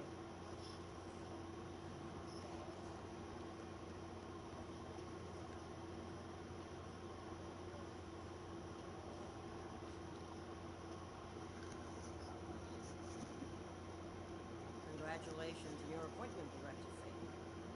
I'm Helen Marshall, head of Bureau Operations. Zachariah's dead then, and I assume you found his gun. Just call me Jesse. Trench told me to find you. He said I could help. I kind of So you understand. just do the hotline. It took me a few tries to actually beat it, so This face. I know I kind of gave it a glowing review, but in truth, it did take me a few tries to beat it. But I mean, I promise you, once you get into it, it's like it's good. My rangers can't secure the lab alone, not against those things. We need more firepower. At least she seems to know what's going on here. She could know. It's all like realistic stuff. Like you're not getting like the fancy pantsy stuff. You're getting like plate armor and stuff like that. So if you're expect This should help you get past them. We'll talk more after you clear out the hiss. Rangers, head up through. I'm not sure what century it would be, but But we can't risk a breach. uh hold on. Seen that funky mirror they're studying down the hall? A little bit. Yeah, a little bit like that kind of. But like again, it's realistic though. It's not like stylized. It's not like uh yeah. You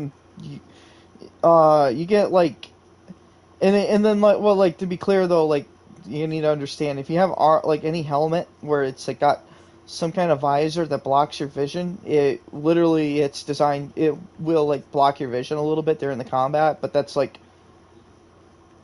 the way it's meant to be. It's the game's meant to simulate medieval stuff, but again, the benefit to that is now you're almost impervious to all attacks. You're not, you're not gonna get like one tapped in the face with an arrow. Ev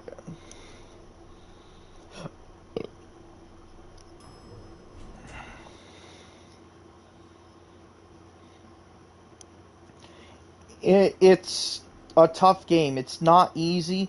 However, I did watch someone else's review of the game, and they mentioned they partook in some extra sword training that I didn't partake in, and it makes the combat easier. And I didn't, so I had a harder time with it. So when a character says come back to me if you want more training, like legitimately do it, because here the way the game is designed, it's designed like it takes inspiration from the Bethesda formula of the more you use it, the better you get at it, but it also uses a system where the idea is that if Henry does not know how to do it, then he doesn't know how to do it. So even if you have the skills, like, so let's say you revisit the game, start a new game, you've played like dozens of hours, you've mastered the combat, none of that matters. If you restart the game again, Henry will be as inept as the first time you played the game, because it's literally designed in a way where it's like you don't know how to do it. Even the reading, I don't know if you've watched my review at all for the game, but the reading is funny because you're thinking, well, Henry doesn't know how to read. You're like, oh, well, I know how to read. Well, guess what? Tough shit. When you pick up a book, the words and letters are all jumbled, so you can't actually read any of it. No, I'm serious. You can't read until you actually learn how to read. Henry has to teach. You have to first go to a scribe to learn some basics, and then after that, it's a matter of like, actually, believe it or not, if you read books while waiting for time to pass in the game, which is a thing you can do, Henry's reading improves passively in the background, and then sometimes some of the books will even like teach you new skills. Not all the time. Like it'd be like, oh, this is a book about archery, and your archery skill improves. So not only does your reading improve, but your archery improves a little bit.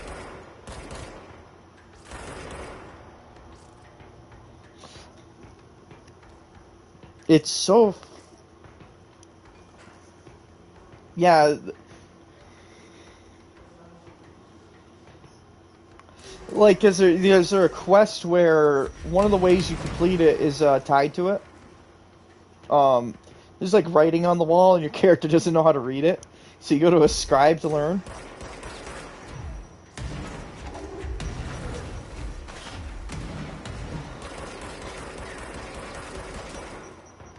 And then later on it comes in handy. Like some quests, someone might have a note or something on them and you could read it yourself. And that could be important. If you can like read, that could be important because like there's some, like a lot of the quests are time sensitive in a way. Like, what's that?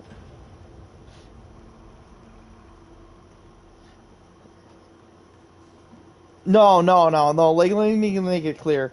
So, it's...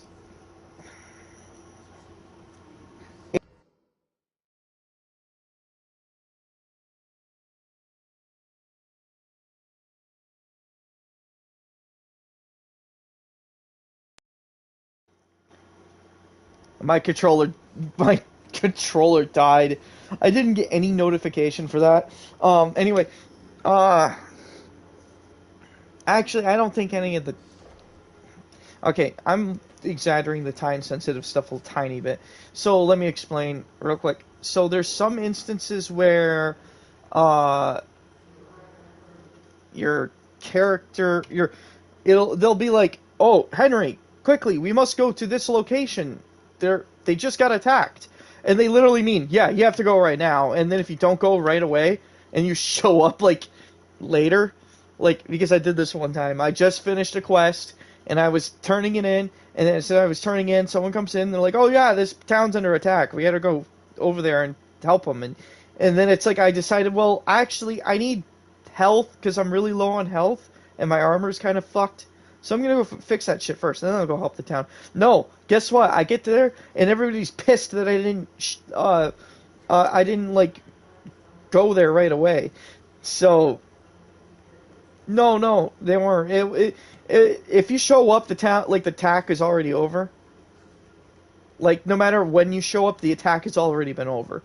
But if you show up late, like if you don't actually go when they tell you to go, they get kind of pissed, and that's slightly it's tied to the like reputation system and stuff in the game a little bit.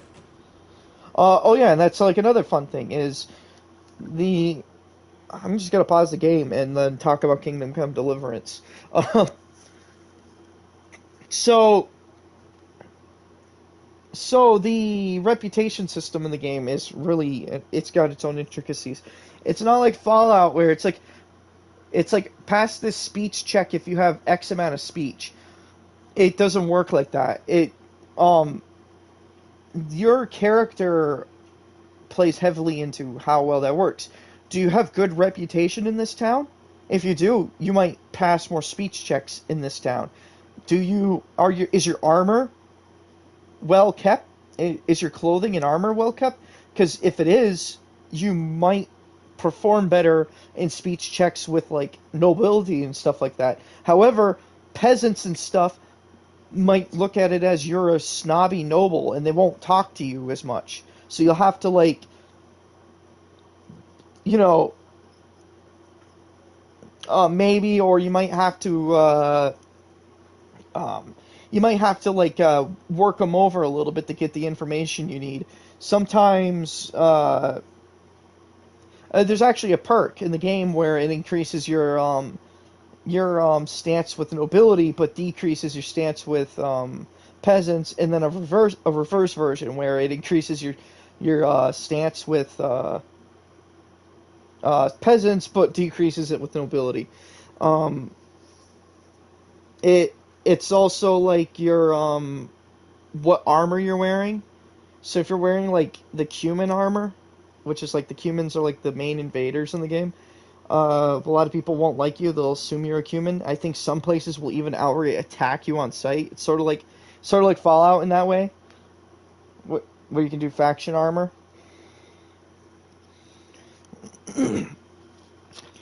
I don't think you can do that in the Cumans. Like I don't think you could put Cuman armor on and just walk into their camps.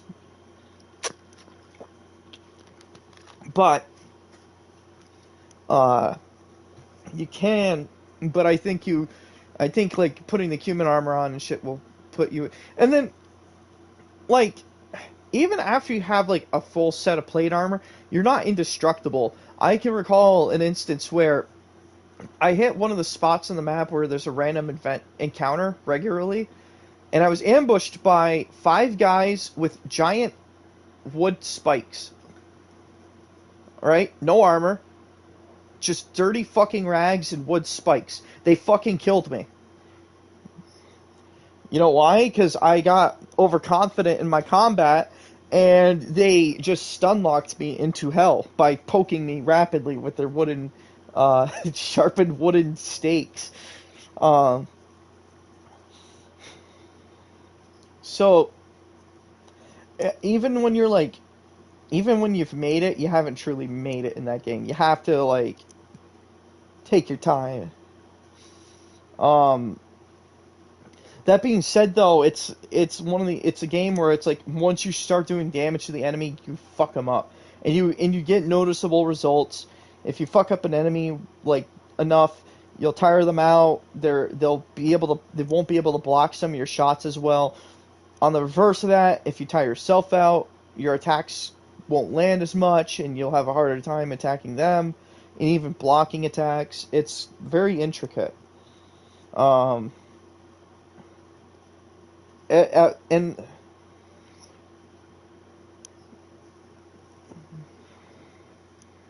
yeah, the only unfun thing about that game is getting into fights with more than one enemy at a time. I'll definitely say that's not a fucking fun experience. There's a couple times where you can get people to help you, but it's not often. If you're ever in one of those big, if you're ever in one of those big battles, your best bet is just to kill enemies from behind as much as possible. Archery. I don't know if you ever got to archery in that game, but so it's tough, man. Archery's tough. They don't give you a reticle or a crosshair, so you have to eyeball it. And it sucks at first because you're not going to hit any of your shots at first. But the more you use your bow, the better you get at it. So it's not like again, I gotta emphasis. The game's designed around the more you do it, the better you get at it. It's not you will get results the more you practice. And then you will learn certain skills if you listen to things like, "Hey, come train with me, and I can teach you more." And it's like, "Okay, yeah, sure. Oh, look, now I actually know how to read a book." um, the worst part of the game is probably the monastery. They send you to a monastery to hunt down a motherfucker, and it's like a monk monastery, so there's like a strict regiment you have to follow. And if you don't, they lock you. They'll lock you in a cell if like they catch you in places you're not supposed to be. And if you do it too many times, they throw you out of the monastery entirely.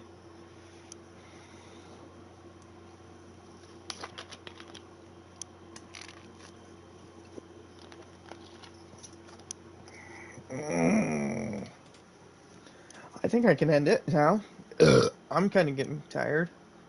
This stream. No, I don't need you to stick. I don't need you to stick around. Yeah, it's at 4 hours now. So, I think I'm about done for today. I might try to do these every Saturday. Now that I actually got the audio working on this, I might do this more. I might do this like every Saturday.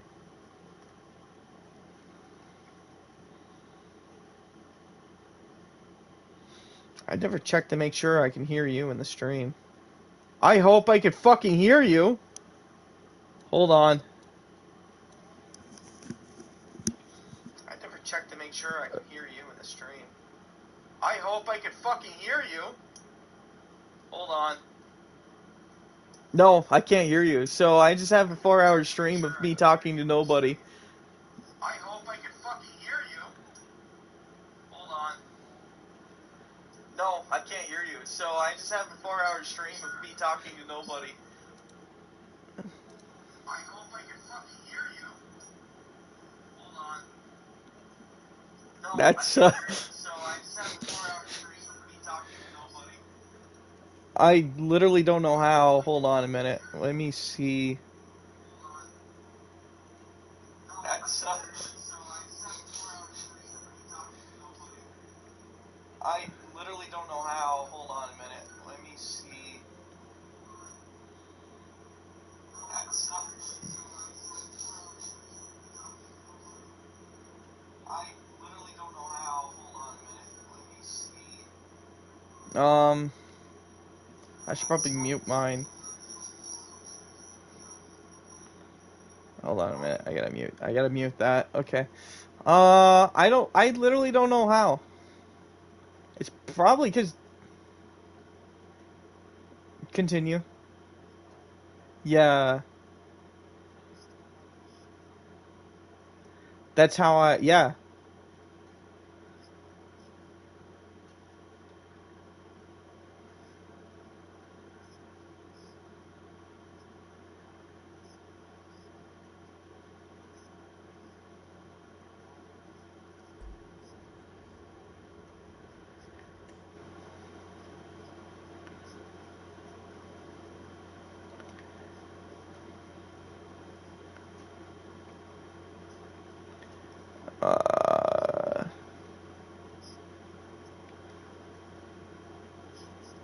I only get like one of those things you mentioned. It says include party audio. It's checked off. Include audio from parties who allow their voices to be shared. I guess I just talked to nobody for a couple hours. That's cool. Yeah, that's cool, and I'm still doing it. It's awesome. I fucking love it, PlayStation. I love that. I love this Sony. I love how this process that should be relatively intuitive doesn't work the way it should. It feels good, guys. Good fucking job. Fucking God. What did I fuck up this time? What did I fuck up this time?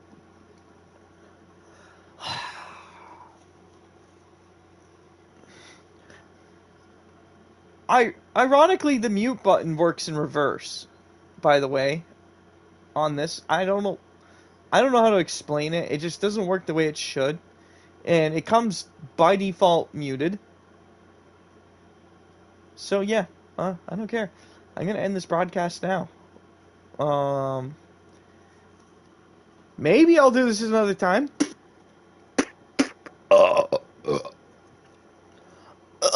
Entertain them, Kyle. Literally silence.